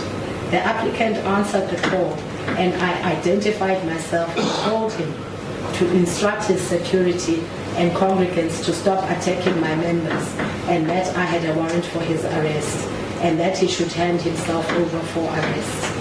The applicant's first question was where I received his cell number from. The applicant then stated that he was not at Ghana and that he was in Pretoria and that he was on his way to meet me in Ghana. I told the applicant that his statement was not true and that he was in fact inside the property being guarded by his security and congregants. I informed him that he was evading arrest. The applicant stated that he would wait for his lawyers and then hand himself over. This I took as the applicant confirming that he was in the property waiting for his lawyer when I highlighted this. He said it was a mistake. The applicant stated that he is waiting for Barry Room and will then hand himself over. The applicant kept repeating that he was in Pretoria. Paragraph 20.11. A decision was made for us all to withdraw and meet at the Heidelberg police station as there were more people coming with minibus taxis and other vehicles. In the meantime, I informed all the other group members that they could effect their arrests of the other suspects. 21.12. At Heidelberg police station, I learned that the 2 injured uniform members were taken to the nearest hospital and booked in. Zuma was also taken for medical treatment. At the police station, Zuma handed me the arrest file and informed me that as he was about to leave Ghana, the file and firearm would return to him. I registered a case of public violence, assault and robbery at the Heidelberg police station, video case reference Heidelberg case 201/11/2025. 21.13. I was contacted by Mr. Ivan Monjane, in brackets Monjane, with cell number 082-957-4615, who indicated that he was the applicant's lawyer. While I was busy registering the docket, Monjane, Advocate Norman Makubela, Advocate Makubela, and attorney Sifiso Twala, in brackets Twala, arrived at the police station. It is the first time I have met Monjana in Twala. I have, however, known Advocate Makubela for many years. We discussed the cordial handing over of the applicant for him to be arrested. They wanted to see the warrant for the applicant's arrest. Monjane and Twala left stating that they will bring the applicant to the police station when he arrives from Pretoria. 21.14. I waited at the police station with Advocate Makubela and other members that had come to assist me. The uniform members had left for the hospital and we were only 4 detectives waiting for the applicant. I was informed that 2 other suspects had been arrested and were detained at Pretoria Central Police Station. I was informed that suspect 𝐬𝐮𝐬𝐫𝐿𝐴 was not arrested as he had joined the applicant at Ghana. I was constantly in telephonic conversation and message sharing with Mojane, and they wanted to force us to meet at Ghana for the applicant and 𝐬𝐮𝐬𝐫𝐿𝐴 to surrender to us. I refused as I was very concerned about our safety. Numerous promises were made and broken by Mojane for the applicant to hand himself over. We were waiting for hours and ultimately waited until 01:40 on Wednesday, 26 November, for the applicant to hand himself over. He ignored all our pleas and refused to come to Heidelberg SAPS. It was getting extremely late, and then I decided that we should leave, as I still had over an hour to get home, and I had to prepare for the arrested suspects to be processed and brought to court first thing in the morning. I informed Mojane that the applicant will be circulated as a fugitive and that DPCI and SAPS tracing units will be deployed to trace the whereabouts of the applicant. I also told Mojane that his and the applicant's conduct will be brought to the attention of the magistrate during the bail application. 21.15. While driving home, I received a call from Manjane stating that he was with the applicant and another suspect, 𝐬𝐿𝐴, in brackets Ndala. Manjane guaranteed me that the applicant and Ndala would hand themselves over for arrest I told him that I will be at Pretoria Central Police Station and that he can meet me at 0300. I arrived at the Pretoria Central Police Station at about 02:30. I waited and at about 02:50, Advocate Makumela Twala and Mojane arrived. At 0300, the applicant and Dala handed themselves over and were arrested and processed without incident. When the applicant was booked into the cells at Pretoria Central, I requested him to inform me of any medical condition he may have and to inform me if he is on any chronic or other medication. I needed this information for the cell command to know if he needs to give any specific attention to a medical condition the applicant might have, and if he should give the applicant any medication at specified intervals. The applicant informed me that he does not have any illness and is not on any medication. He told me that he only has ointment that he puts in and around his eyes as he is allergic to cigarette smoke and it affects his eyes and lungs. 21:16. After the applicant's security and congregants attacked my colleagues and he claimed to have no knowledge of the attack as he was allegedly in Pretoria, I obtained a subpoena in terms of Section 205 of the ECPA for MTN to provide the cell phone data and location of the applicant's cell phone number, cell phone 083-954-0064. I received the data from MTN and I attached the call logs from the applicant's cell phone for 25 November 2025 from 17:23 to 27 November 2025 at 13:25 as annexure LRS11. My cell number is 082-464-1961 and I highlighted in blue all the calls I made to the applicant.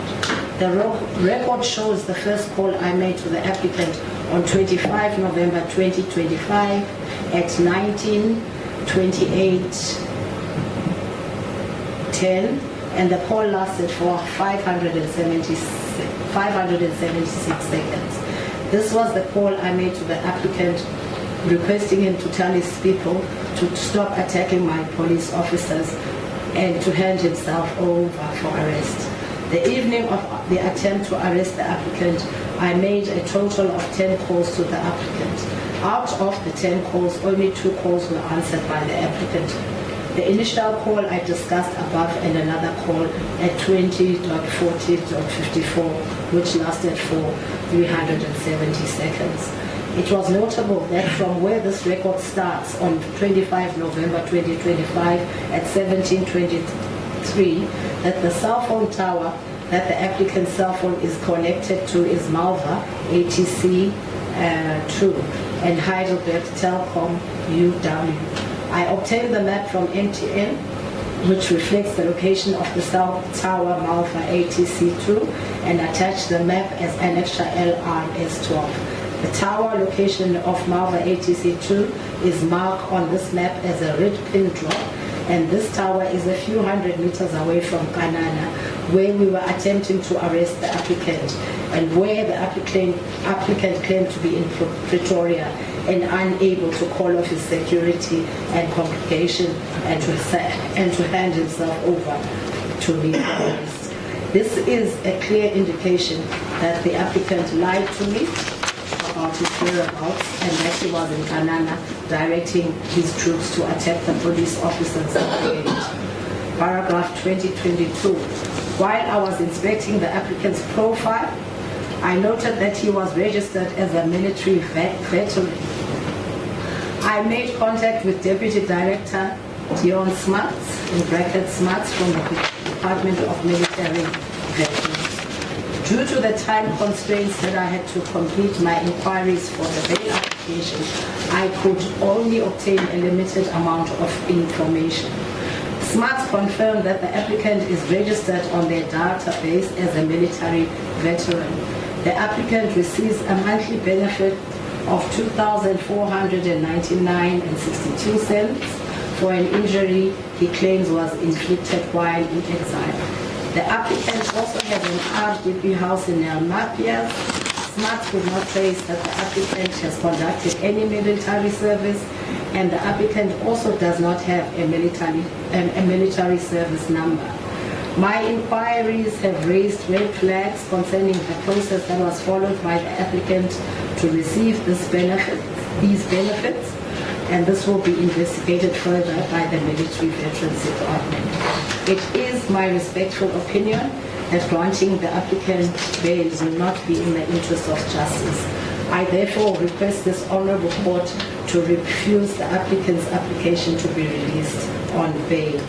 And in paragraph 323, Your Worship, the deponent signs there as Lieutenant Colonel 𝐿. And the next page, it is commissioned on the 3rd of December 2025. Attached thereto, Your Worship, are the annexures that were referred to in the affidavit LRS1, which is on page 27 in the bundle. If I may also read that into the record, Your Worship. LRS1. Yes. Annexure LRS1. Statement under oath. I, 𝐦𝐻𝐫𝐞, the undersigned, hereby declare under oath that the facts contained herein are within my personal knowledge, are true and correct, and that I have no objection to taking the prescribed oath. I understand the importance of this solemn declaration and the legal implications associated with making a false statement under oath. Paragraph 2. This statement under oath is provided voluntarily to the South African Police Service, SAPS, and other relevant law enforcement and judicial oversight bodies, including but not limited to the Judicial Service Commission, in brackets JSC. The purpose of this affidavit is to furnish material, first-hand evidence that is critical to the investigation into alleged corruption and judicial impropriety involving Mr. Michael Sandlana, the controller of 𝐻𝐨𝐫𝐞 Group of Companies Pty Limited, and the Honorable Judge P.D. Pahlani, who presided over the protected and high-profile International Pentecostal Holiness Church, IPHC succession dispute. Paragraph 3. This evidence details the clandestine relationship between the parties, the sustained financial benefits provided by Sandlana's entity to the judge, and the specific mechanism used to camouflage a substantial financial payment intended to influence the outcome of the litigation. Paragraph 4. At the material times relevant to this investigation, I was responsible for the administration of security by virtue of running 𝐻𝐨𝐫𝐞 Group of Companies.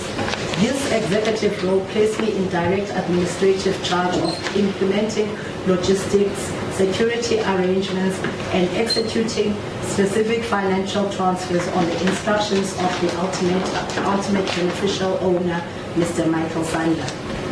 Paragraph 5. My capacity required me to act as the primary administrative executor of Sandlana's often sensitive, non-standard directives concerning security, logistics, and specific corporate financial movements. I was the dedicated conduit through which Sandlana channels resources and maintained operational distance from the transactions involving the church. Paragraph 6. As a controller of 𝐻𝐨𝐫𝐞 Group of Companies Pty Limited, Mr. Sandlana dictated not only the corporate activities, but also utilized the entity as a vehicle to finance his personal interests and complex legal battles. The instructions concerning Judge Pahlani, including the arrangements for his security and the 2 million rands transfer, were specific directives issued by Mr. Sandlana that I was required to implement using 𝐻𝐨𝐫𝐞 Group's financial resources and administrative structure. Paragraph 7. To understand the nature of the financial camouflage employed in the 2 million rand payment, it is necessary to establish the operational norms and financial modus operandi of Mr. Michael Sandlana concerning 𝐾𝐨𝐧'𝐭 Group.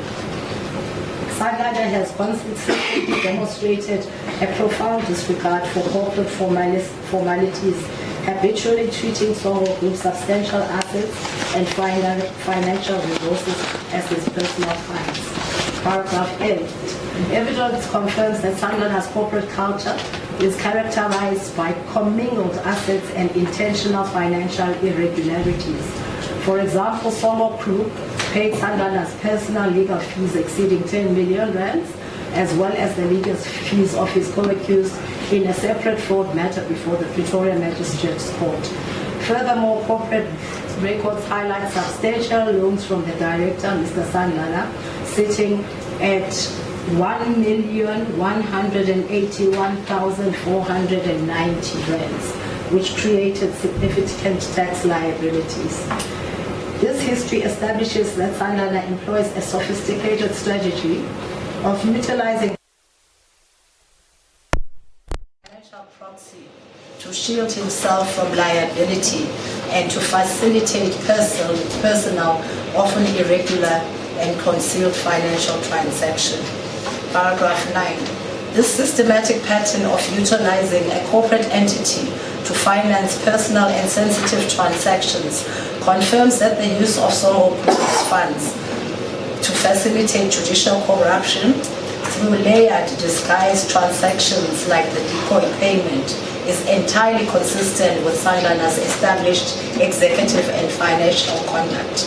The corporate structure was intentionally weaponized to obscure the true beneficiary of substantial payments. Paragraph 10. The integrity of the court process was fundamentally compromised by the establishment of a personal and secretive relationship between the litigant Michael Sandlana and Judge Phahlane prior to the formal adjudication of the IPHC matter. This nexus demonstrates the clear intent to cultivate undue influence. Paragraph 11. I confirm as a matter of material fact that I was instructed by Michael Sandlana between March to April 2021 to facilitate the clandestine arrival of a specific guest at the IPHC church premises known as Jerusalem. During a festivity, in brackets Mokete, Sandlana informed me that he was expecting a guest and issued a highly unusual and specific instruction. I was to go to the gate and ensure that the individual accessed the yard without being searched. The only identifying information I was provided was that the guest would arrive in a white Audi A6. Paragraph 12. The guest did arrive. I recall that the individual, later identified as Morongwa, was in full church uniform. I personally arranged their entry past the gate security, circumventing standard security protocols, and ushered them to the main house where the Modise family resides when at church. My wife Flora was also present at the house during this time. Paragraph 13. Following the successful entry, I left the two guests, Morongwa, in brackets Morongwa and Oshia, in the house. Michael Sandlana then joined us and invited Fusindala into the meeting. This private secretive meeting lasted for approximately 2 hours. Upon the conclusion of the meeting, I was invited back into the house and introduced to Morongwa and Portia, though their names were not explicitly given to me at that moment. During this introduction, Michael Sandlana stated in reference to Judge Phahlane that, "Oh, 𝐾𝐨𝐽𝐻𝐿𝐴, judge," which translates to, "She is my child, she is a judge." Paragraph 14.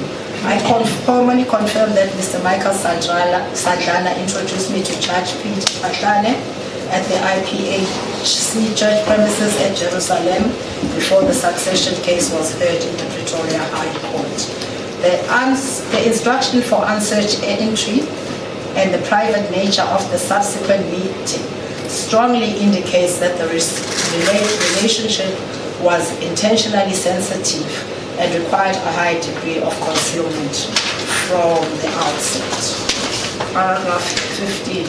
Immediately following the private meeting at Jerusalem, Sandlana issued further instruction to maintain and deepen the connection with the judge outside of the church context.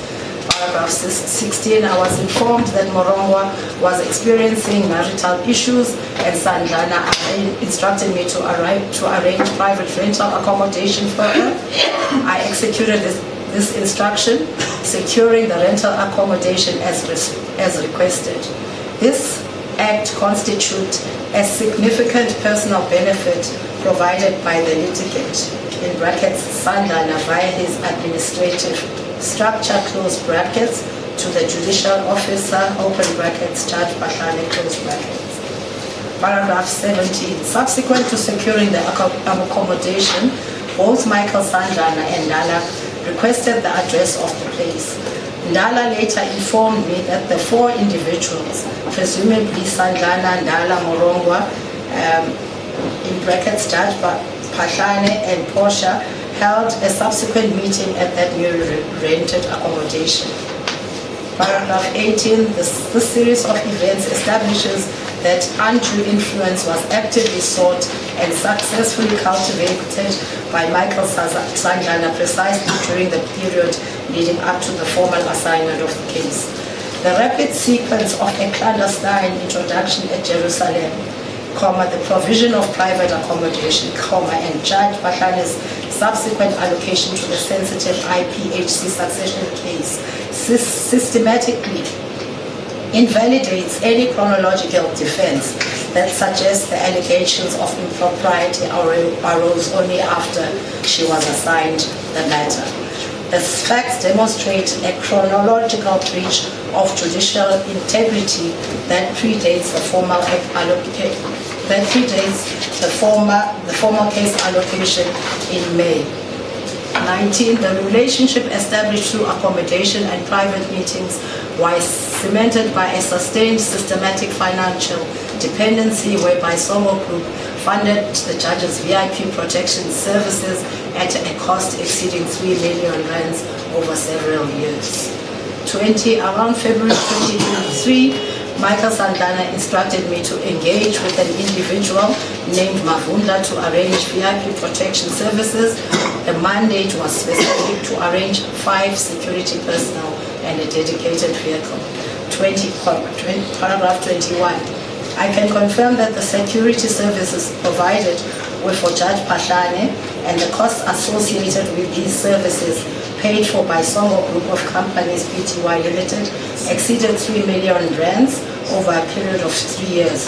The security personnel who thought I was aware of the principal's identity informed me that they were protecting the judge. 22. The mechanics of the payment stream involved the security team sending their invoices issued by Foster Tech Solutions Pty Limited and signed by Director F.F. Mavunda directly to me. I will then process these invoices and make the payments using the funds of Songo Group. These payments included monthly invoices such as the 4 detailed below, each for 125,000 for 5 VIP escort officers and an included vehicle. Copies of these supporting invoices are attached here to as annexures B1, B2, B3, and B4. This arrangement demonstrates a clear, sustained, and significant financial contribution from Michael Sandlana's controlled entity, the litigant, to the judge presiding over his critical succession battle. This pattern of ongoing material benefit substantially heightens the severity of the corruption charge, establishing that Sandlana was maintaining influence through continuous financial support, not merely a single transaction. 23. Sandlana implemented strict protocols to ensure maximum operational distance between himself, the judge, and the security payments, effectively creating an administrative human firewall through my room. 24. The instructions were explicit. I was prohibited from speaking directly to the principal. in inverted commas and in brackets Judge Pashlane. Furthermore, the security personnel themselves were strictly forbidden from having direct communication with Michael Sandlana. I was the sole administrative conduit for the entire operation. When the security team encountered operational challenges, they communicated the details to me.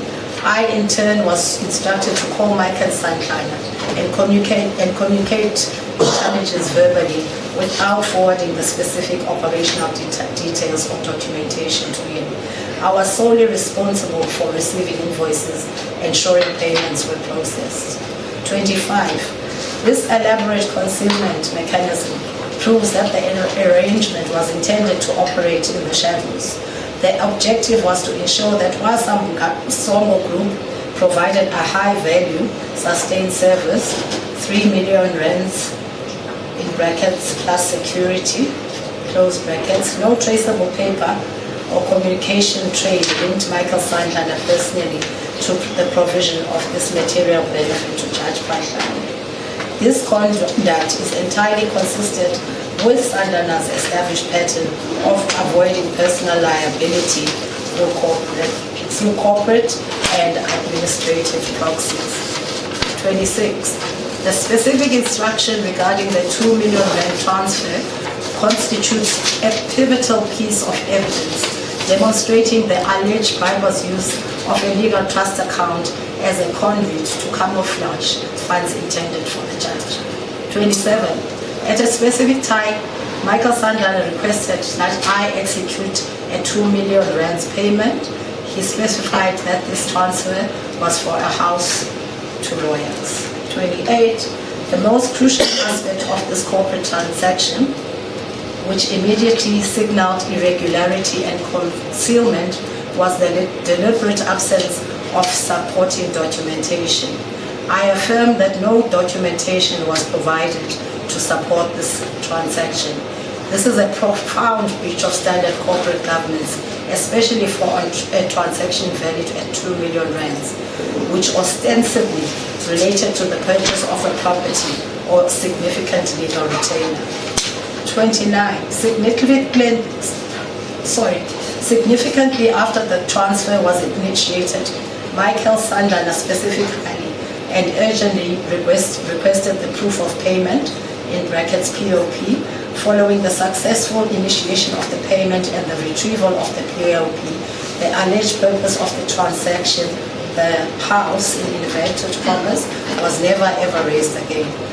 This complete succession of follow-up reveals that the true transactional goal for Sandlana was not the acquisition of a house or service from the named lawyers, but merely the documentation proving the 2 million rands had left Songo's group account and entered the legal conduit. The actual movement of the ultimate benefit to the judge was managed offline and did not require any corporate follow-up confirming that funds were transferred for reasons other than the stated legal or property purpose. 30. Based on the instruction received from Michael Sandlana, I initiated the electronic transfer of the funds using the Songo's Group's banking platform via Standard Bank Business Online. The forensic details of this transfer are documented in the payment confirmation record, a copy of which is attached to you as annex. 31. The transfer of 2 million was executed on 22 June 2021. The funds were directed from Songo's group account to the bank account of 𝐬𝐿 attorneys held at Absa Bank with the specific account number 404-923-1913 as evidenced in Annex A. 32. I state under oath that the 2 million rands transferred to 𝐬𝐿 attorneys was a deliberate financial decoy. Given the lack of documentation, the specified purpose in brackets for a house in inverted commas, the urgency in securing proof of payment, and the subsequent complete abandonment of the alleged transaction, I have a firm reason to believe that the payment may link directly to the judge or one of Sandlana's acquaintances linked to the judicial officer. 33. The funds disbursed on 22 June 2021 were intended for the ultimate beneficial use or acquisition of assets for Church PD Patlane. The sole purpose of routing the money through a third-party legal trust account, such as that belonging to 𝐿𝐮𝐬𝐫𝐞 attorneys, was to camouflage the true illicit recipient by using a law firm's trust account. Sandlana strategically leveraged the legal obligation of client confidentiality to create maximum separation between the 𝐟𝐨𝐫𝐿 group, in brackets the financial source of the bribe, close brackets, and the judge, in brackets the ultimate beneficiary. This arrangement was designed to mask a bribe intended to influence the outcome of the IPHC succession dispute in Sandlana's favor. 34. The plausibility of Michael Sandlana engaging in complex judicial corruption is reinforced by his well-documented and severe criminal history. Sandlana has faced criminal charges for the forgery of his estranged wife Benedicta Sandlana's death certificate and was accused of fraudulently altering vehicle ownership records and faking a death certificate in a personal estate wrangle. Furthermore, reports indicate that several church assets, including vehicles and properties, were transferred to private ownership under Sandlana's name or linked entities without proper authorization. 35. This established pattern of utilizing complex fraud, forgery, corporate disregard, and alleged criminal conduct establishes the necessary context. Sandlana possesses both the sophistication and the willingness to engage in illicit activities to secure his interests in high-stakes disputes. His alleged attempt to influence the judiciary in a 400 million succession dispute is entirely consistent with his prior executive and criminal modus operandi. 36. I have been eluding 𝐼𝐵s for the last 5 months. This after I was threatened with death if I dare take Sandlana on. I was patronized and labeled as a small boy. I have been indirectly attacked and challenged by accounts on Facebook aligned to Sandlana to go the police. Their confidence is informed by the extensive network of police in Sandlana's control, including police that are members of the church, represented in different departments and levels within the South African Police Service. Some form part of Sandlana's protection detail. Michael Sandlana has access to confidential information through these networks. He bought vehicles for some of these people. Others are gratified in cash. I was told by former colleagues and partners, and in brackets, 𝐿𝐹𝐵𝐵𝐴NE and 𝐼𝐻𝐶 Mkiva, close brackets, 𝐿𝐹𝐵𝐵𝐴NE was visibly scared. They said Michael Sandlana threatened to lie about me. If they don't, he will incite his counsel against them. They are in the process of coercing them to open charges against me. 37. He further has a Facebook community which are incited against people like myself, led by Jafta Baloyi, who is a priest and financial beneficiary in the form of a supplier relations and employee in one of the entities. He is also on Facebook using a fake account. It will be shared for investigative purposes. The extent of his financial benefit can exceed 1 million rands a year. 38. It is further pertinent to note that Sandlana has historically demonstrated a capacity to compromise officers of the court. I previously affirmed that Sandlana dictated legal proceedings through Vusindala in matters concerning the executors of MG Mudisa's estate against Leonard Mudisa. The evidence presented in this affidavit concerning the clandestine meetings, the provision of accommodation, the sustained financial support for security, and the camouflaged 2 million payment directly supports the contention that Sandlana systematically attempts to compromise individuals and institutions involved in legal oversight to protect his interests. And then there's a declaration, Your Worship, as well as the commissioning of the affidavit by 𝐶𝐶𝐵 Desmond Puti, dated the 17th day of November 2025, and attached to his affidavit, Your Worship, from pages 39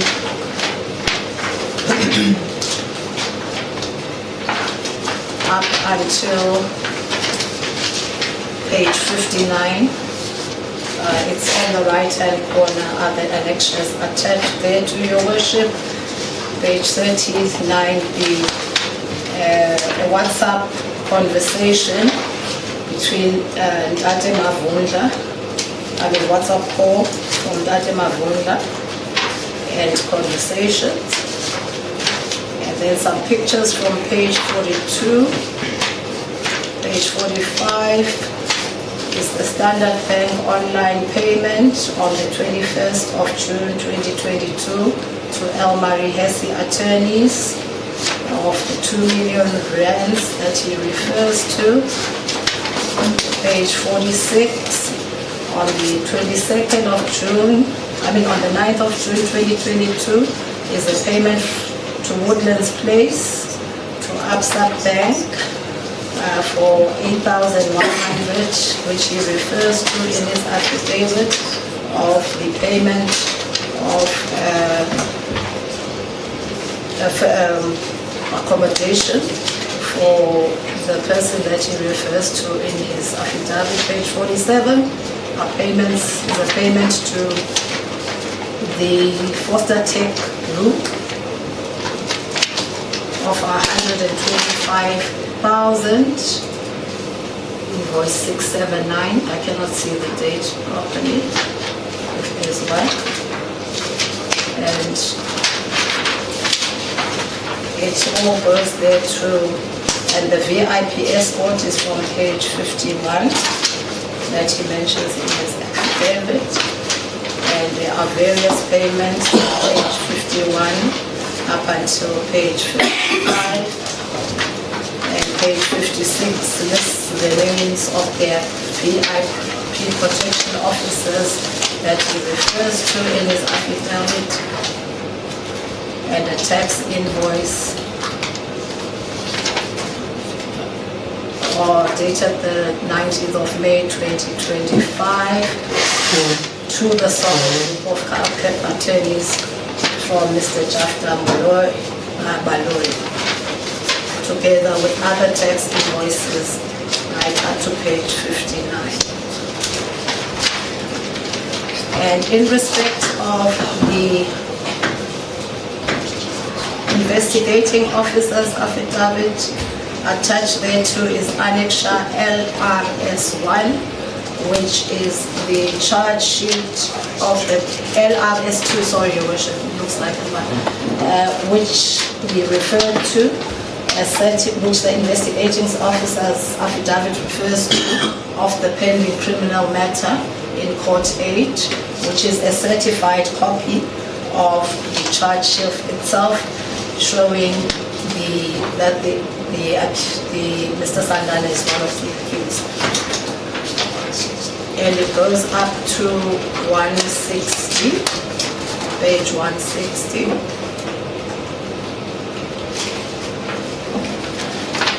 Thereafter, there is Annexure LRS3, an affidavit from one Modise, Leighton Modise, dated the 27th of June 2001 with an official stamp dated the 23rd of June 2021. This is in reference to the affidavit that the investigating officer mentioned. May I read that into the record, Your Worship? Just refer to the page again. It is page 162, Your Worship. Yes. It says full names, Modise Datum, surname Modise, date of birth 1940, 0813, ID number 40081 354 08085, sex male, age 81, residential address, I guess that it was supposed to read residential. It says P.O. Box 59920 Karen Park, and then tel number and cell number are left blank. Occupation pensioner. State under oath, I, the above mentioned, would like to apply for my motor vehicle registration certificate, which I lost. The motor vehicle details are as follows: license number CP80GFGP, register number SKS145N, VIN 9B3F6X2000381688, bus, and would like to apply for a duplicate of the motor vehicle certificate, and it is signed there at the deponent signature, and with the relevant is not objecting to taking the prescribed oath, and it states that I certify that the deponent acknowledged that she or he knows and understands the contents of the declaration, which was sworn before me on 27 June 2021 at Mabopane. And there is also a commissioner of oath, constable. I cannot read the handwriting. The next attachment is on page 163, as referred to in the affidavit of the investigating officer, Annexure LRS4. It's page 163 to 169. It's an affidavit from Section 212 affidavit in terms of the Criminal Procedure Act from the Department of Transport and Public Works of Gauteng with the relevant documentation. Yes. Which I will not read into the record. Yes, I believe the purpose is outlined in the founding affidavit. The purpose is outlined in the founding affidavit. Yes. May I hand this in? Sorry? Oh, sorry. The last one, I don't have it.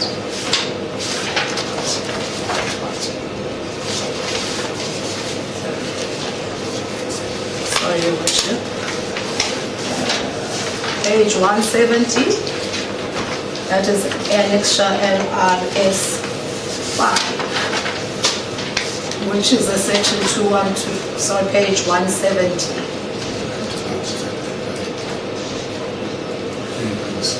It's an affidavit in terms of section 212, subsection 3 of the CPA by one Onika Mamorogi-Klo, and it is of a company. It's information on the company Date Olerato with registration number 2019/0089225/07. And if we go 2 pages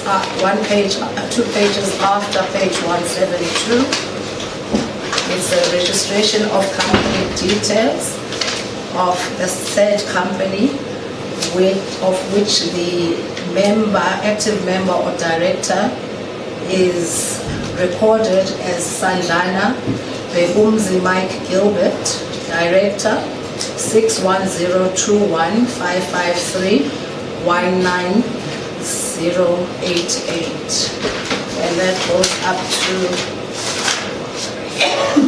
page 178. Page 179 is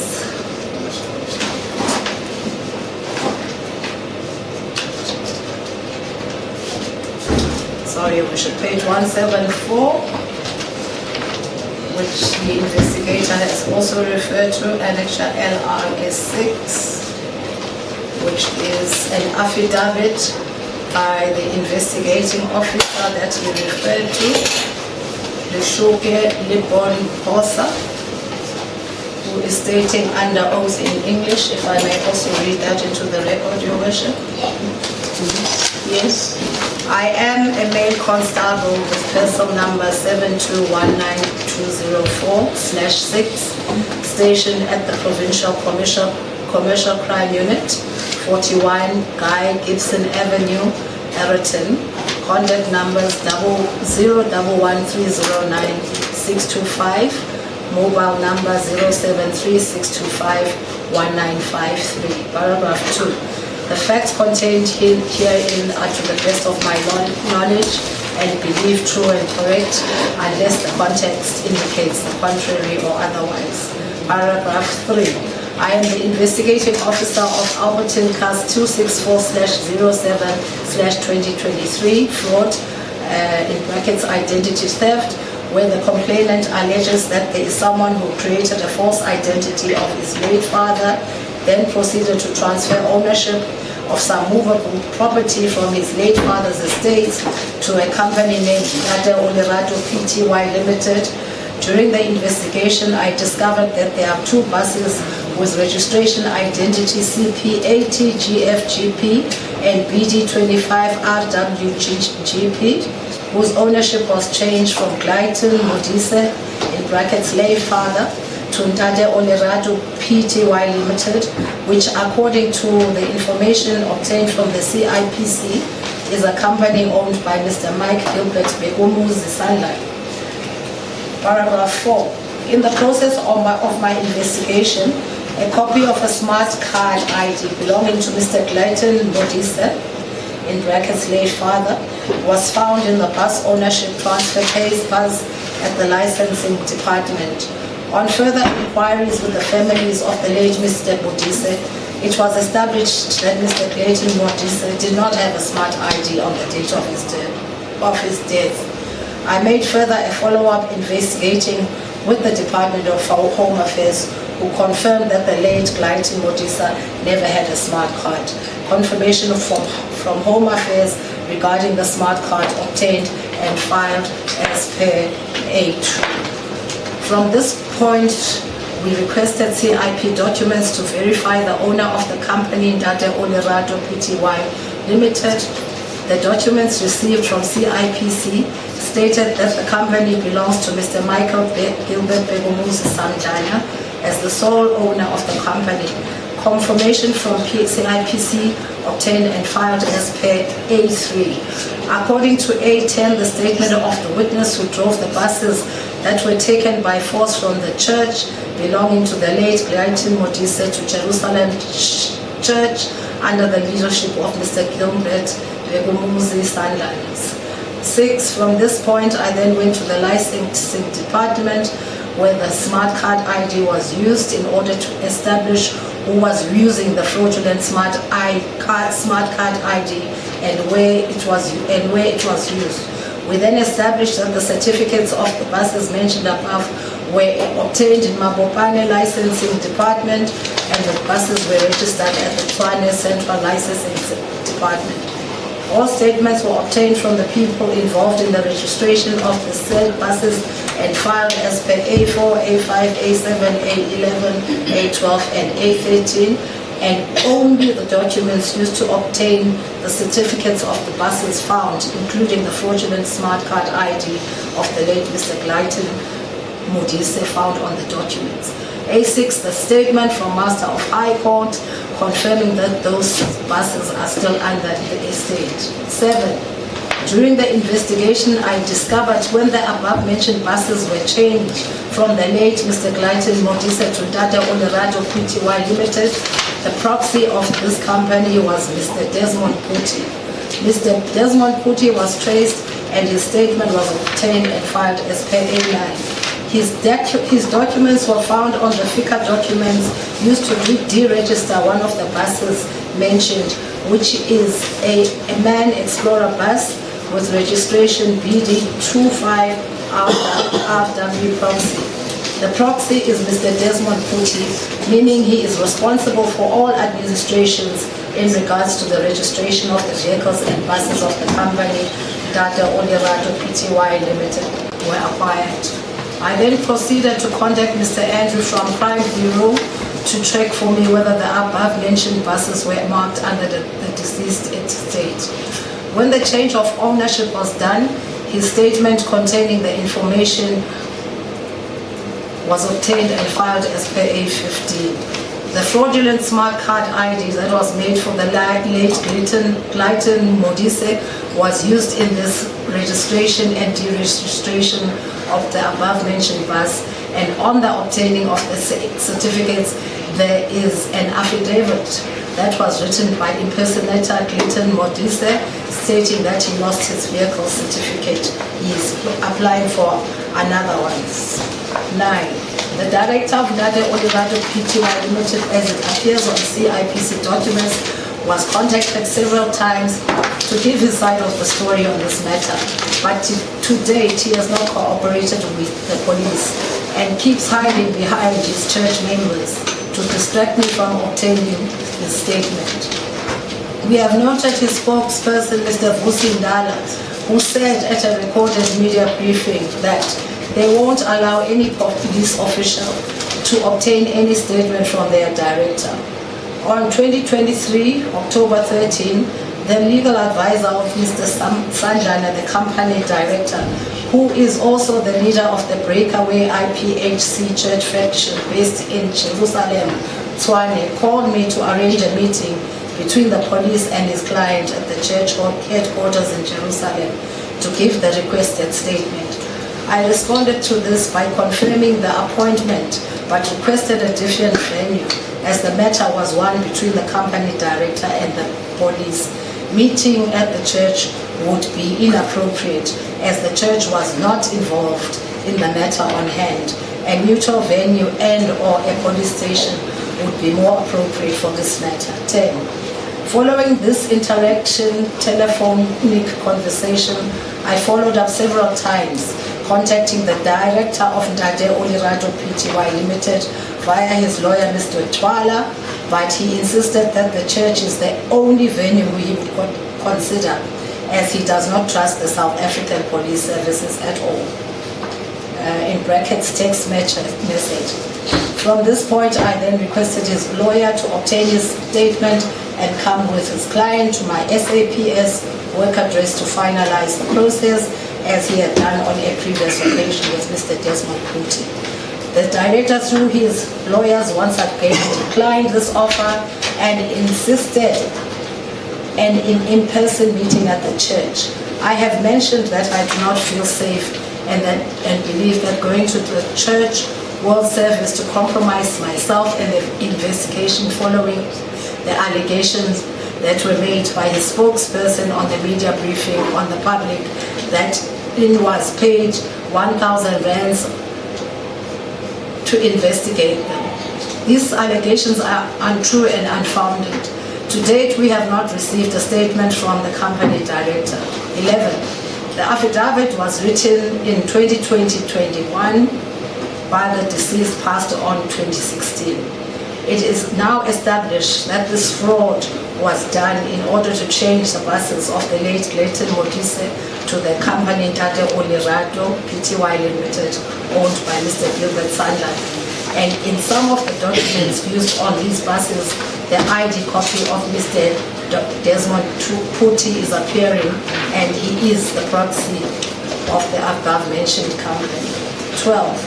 On profiling the two people, I discovered that Mr. Desmond Puti is attending trial at Palm Ridge Court on Alberton Cars 98/05/2021 fraud, where he falsely fully transferred the vehicle of the estranged wife of Mr. 𝐵𝐵𝐿𝐵𝐿 Sandlana without her knowledge, and Mr. 𝐵𝐵𝐿𝐵𝐿 Sandlana on trial in Pretoria Central Court for faking the death certificate of his estranged wife on 𝐬𝐮𝐬𝐫𝐿 Cars 359/4/2021 fraud, without her estranged wife's knowledge. That's all I wish to state. I then present this docket for decision, and it is assigned by Mr. Mposa and commissioned by Constable Calvin Foster. And then the state would also like to refer you to the Annex LRS 7, which is on page 179 up to page 181, and the relevant documents, which go up to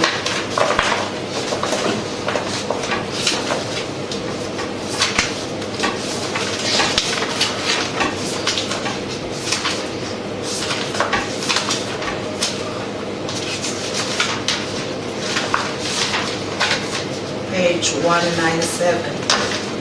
No,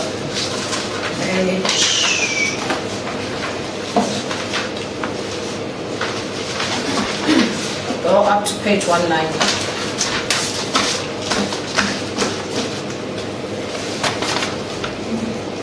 May I read that into the record, Your Worship? Page 179 to page 200, sorry, Your Worship. If you want to read the page 179 affidavit.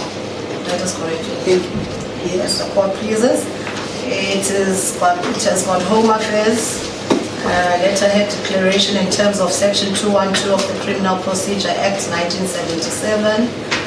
I, Marilyn Elizabeth 𝐬𝐮𝐬𝐫𝐿𝐫𝐢, state under oath in English that I am a civic service supervisor at back office status service in the service of the Department of Home Affairs at Pretoria. Physical address is Corner Bosman and Jeff Masemola Street, Pretoria. Telephone 0124022263. That the original registration in respect of all births, marriages and deaths in the Republic of South Africa are held in the office of the Director General of Home Affairs, Pretoria, and that I have access to inspection of such registrations.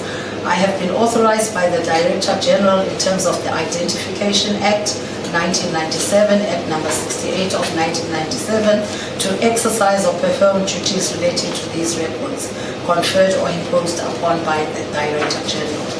Through the request, it can be confirmed that Mr.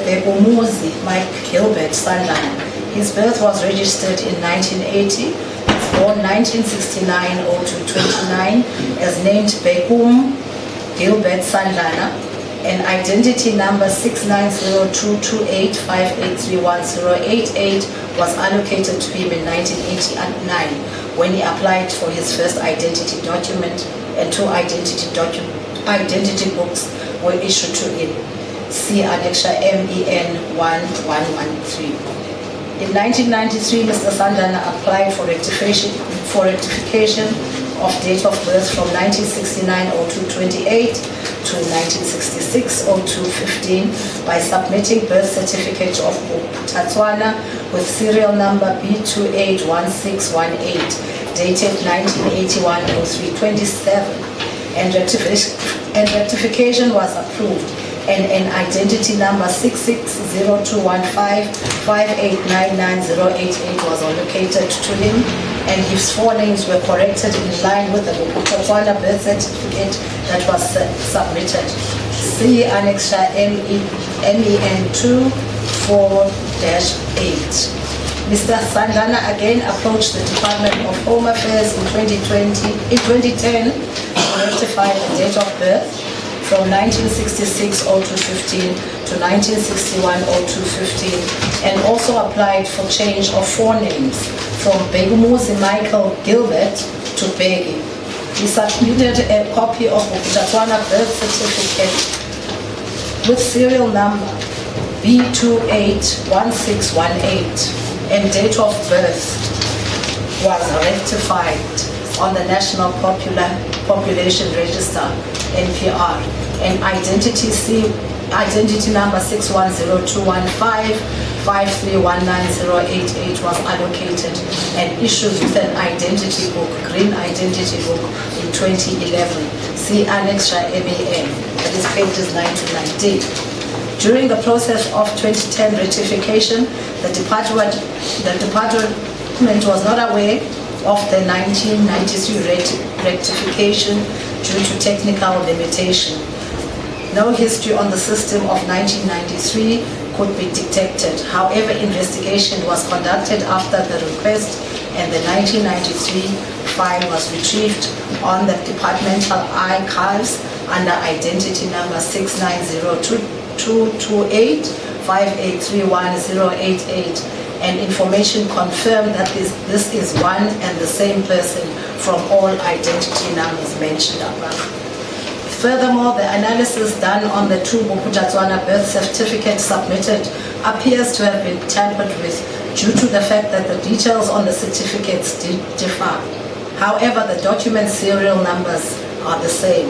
All his birth certificates submitted does not correspond with the original birth register.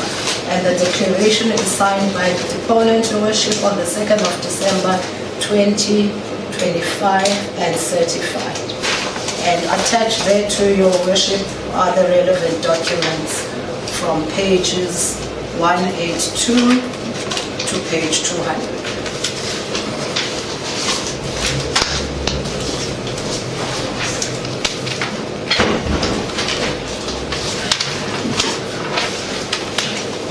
LRS8, which was referred to, which is on page 201, is admission detail from the Department of Correctional Services or the Correctional Services Center, with the details of Mr. Sandlana.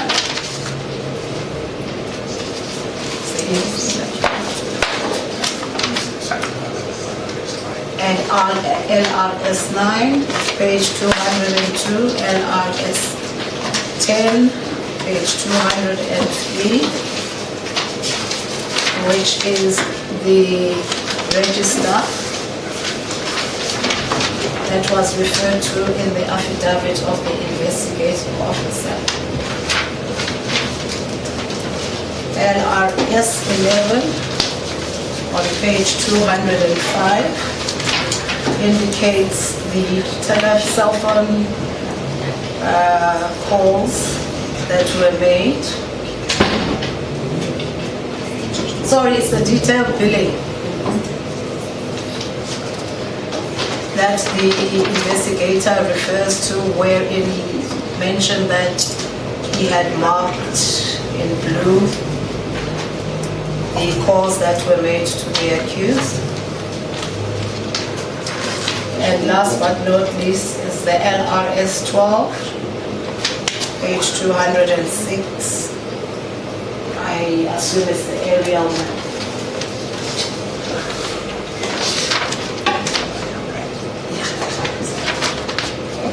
May Your Worship, all these be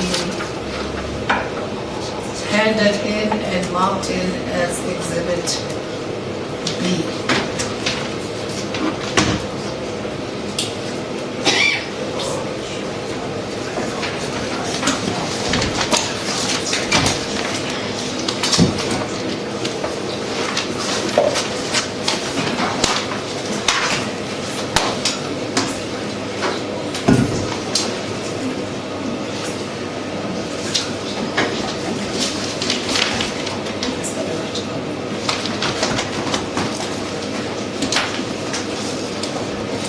Advocate Mary. There's no objection.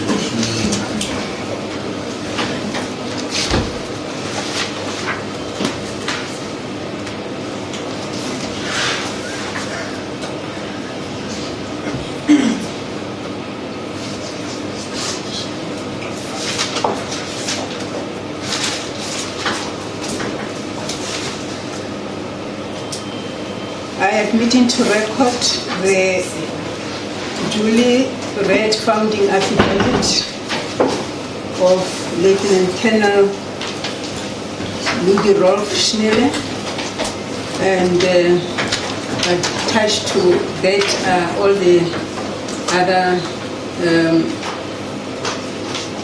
affidavits that were also mentioned in the founding affidavit to have been obtained, that were delivered into record and annexed has also been made reference to in the founding affidavit. It is admitted into record duly marked Exhibit B.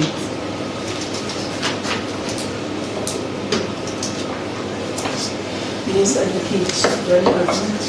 Lastly but not least, Your Worship, we also have a supplementary affidavit from the investigating officer on this matter. If I may also read it into the record, also. Before my learned friend proceeds, may we inquire why this has not been made part of the responding affidavit in the first place? Because we were only now furnished with a copy of this, obviously supplementary affidavit, whereas it appears that it has already been attested to. If I may just go there, Your Worship. On the 10th, which is this morning, why was not made part of the original affidavit?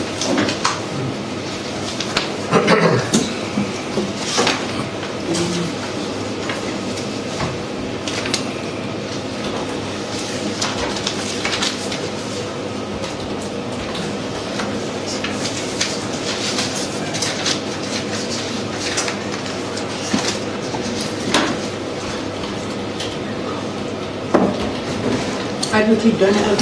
As the court pleases, Your Worship, you will note that the founding affidavit is dated the 3rd of December 2025, which was the date of the bail application, the first date of the bail, the arranged date for the bail application.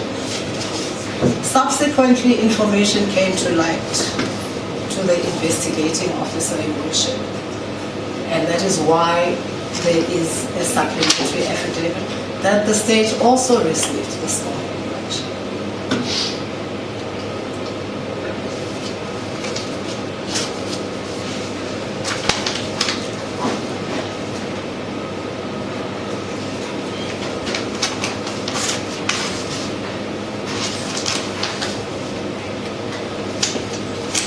Earlier on, when the court adjourned and gave an opportunity to Advocate Mayren to apply his mind to, I believe, the founding affidavit, whether to bring up other additional evidence or not. Was this affidavit that you say it's supplementary available at the time or not? Yes, it was, Your Worship. All right. So it wasn't furnished to the defense by then, and if it appears so, why not?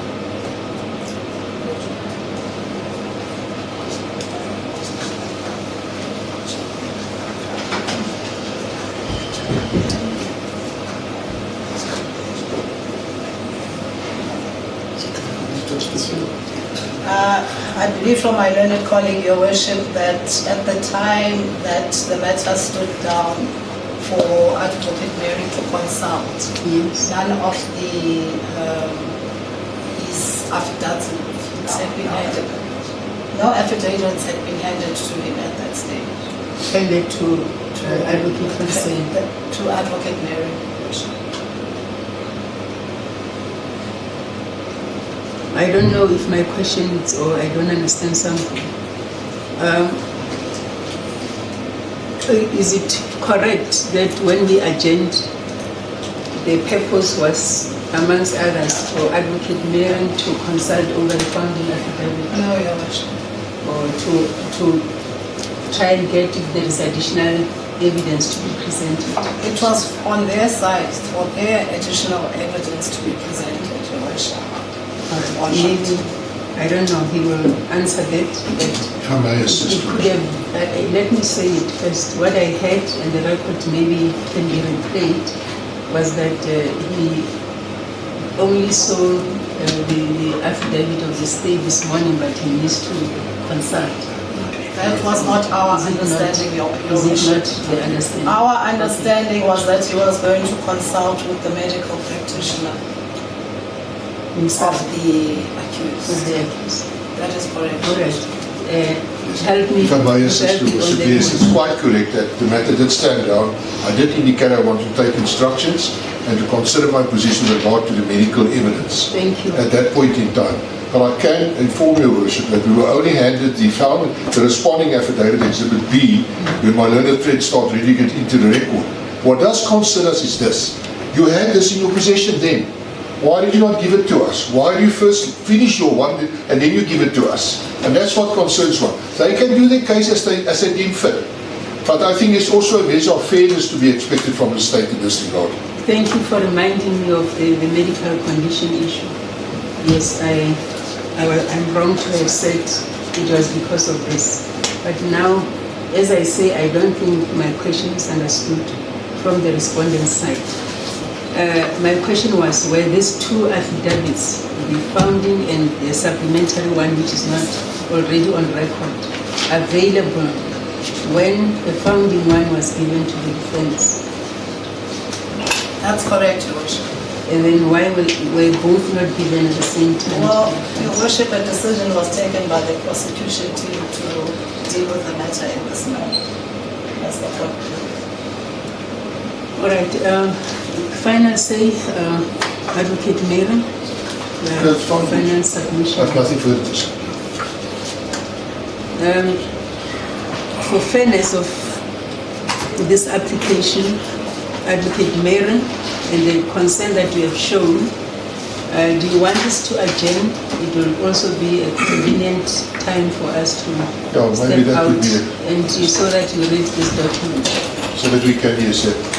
My worship, I can indicate that as your worship will contemplate, Exhibit B is quite a voluminous document, Yes. which we haven't seen before. It contains a vast majority of allegations, whether founded or unfounded, and we will have to take instructions on Exhibit B as such. But may I ask that we stand down the matter, that I can just have a look at this new affidavit that's been furnished to us. Thank you. That's important. How long? I don't know. It's a little bit thicker as well, but Well, it seems to me better Colonel than the Snell, other one. it seems to me Colonel Sneller does not have the knack of providing short affidavits.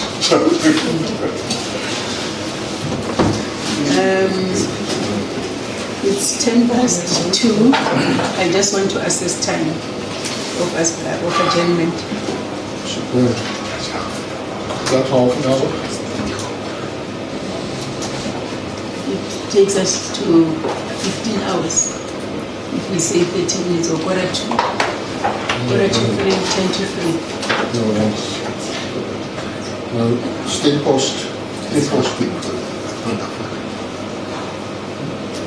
I'm just observing this world. I don't know whether it's a rule, a norm that at 15 hours prison, there are prison I rules. understand, yes. So I'm looking at the time. Might I perhaps just say, let's say a 20-minute adjournment. We can start at 2:30 for your wishes permission, and then we can decide what we do from there. That's Court adjournment. All right.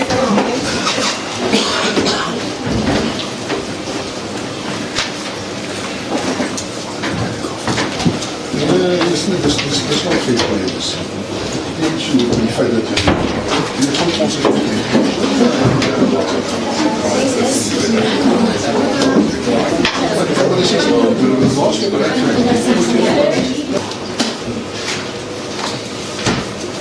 Advocate Mary. May it please support the worship. Bishop, I have been instructed to object to the admission of this supplementary affidavit, if I may term it like that, at this point in time. Our submission is that this is clearly an attempt to embarrass the applicant and his legal representatives by referring to something that is at this point in time totally unconnected to the present application before you. The fact of the matter is that there is an application now serving before you. At one stage there wasn't a decision by the then legal representatives, which is not myself and Mr. 𝐬𝐻𝐿, to approach the High Court, and then obviously a decision was taken to abandon that. But the fact is that if one just looks at this particular affidavit, it's clearly aimed at placing the applicant in a bad light, because it even refers to interviews with prison officials, etc., etc. My submission is that in view of that, we are to some extent being sort of ambushed in this particular matter with this affidavit, and it's not really relevant to the issues before you at this stage in time.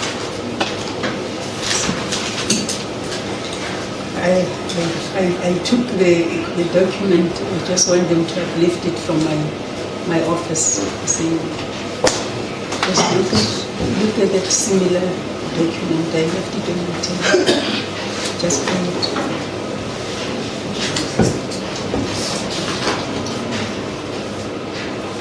This one is still unmarked. We haven't marked it all. Okay.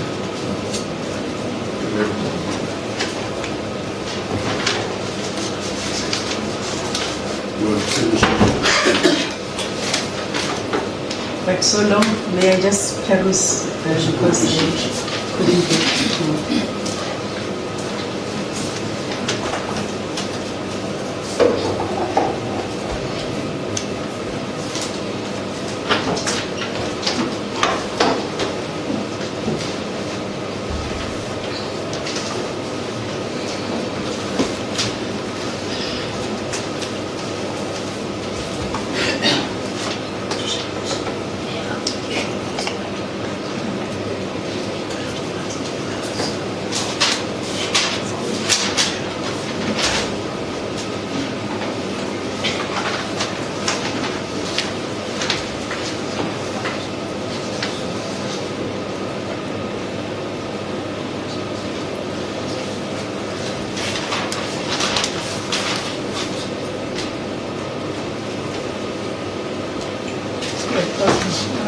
Just decided to read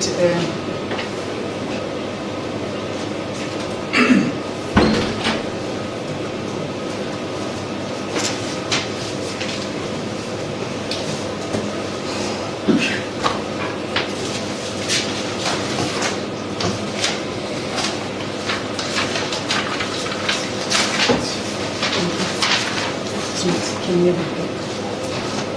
give it back to Mr. Miller? Thank you. Let me allow the state to respond. I get the gist of what is outlined here without having read everything else reflected here in. Your Worship, what is contained there is the information contained in that supporting affidavit is very relevant because it contains information which are relevant to these proceedings in the sense that the supporting affidavit contradicts the applicant's version in his bail application. And it is his own affidavit that is attached there to your worship. Now, bearing in mind the decision in S versus 𝐃𝐨𝐬 versus Minister of Safety and Security, CCT 48 of 2000, like it's 2001, ZACC 2. The court was of the view that a prosecutor has an obligation or a duty to place before the court any information relevant to the exercise of its discretion with regard to the granting or refusal of bail. And it makes it very clear at paragraph 73. The court makes reference to the United Nations guidelines on the role of prosecutors, which has been incorporated into the National Prosecuting Act, section 22, subsection 1, subsection F, where the National Director of Public Prosecutions is required to bring to the attention of prosecutors the said document, the United Nations guidelines, and promote, this is us, the prosecutors, the state, promote their respect for and compliance, which I would like to underline, with the principles contained in the guidelines. Now, the one that I would like to refer the court to, which is relevant to these proceedings, is paragraph 13B of the guidelines, where prosecutors are required to protect the public interest, act with objectivity, take proper account of the position of the suspect and the victim, and pay attention to all the relevant circumstances, irrespective of whether they are to the advantage or disadvantage of the suspect. Your Worship, we are submitting that it is our duty to place this on record, because by his own version, Your Worship, prior to this bail application, it totally contradicts what he's placing before this court, and it is relevant to these proceedings, as the court will.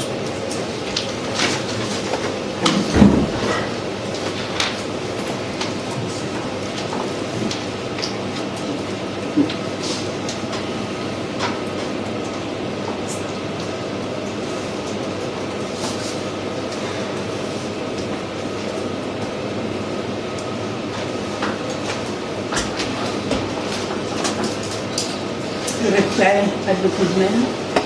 Worship, I understand the state's position. I have no qualms with the fact that what a prosecutor is supposed to do and not to do. But if one looks at this affidavit, and especially in view of my learned friend's last remark, that this affidavit serves to contradict his own version.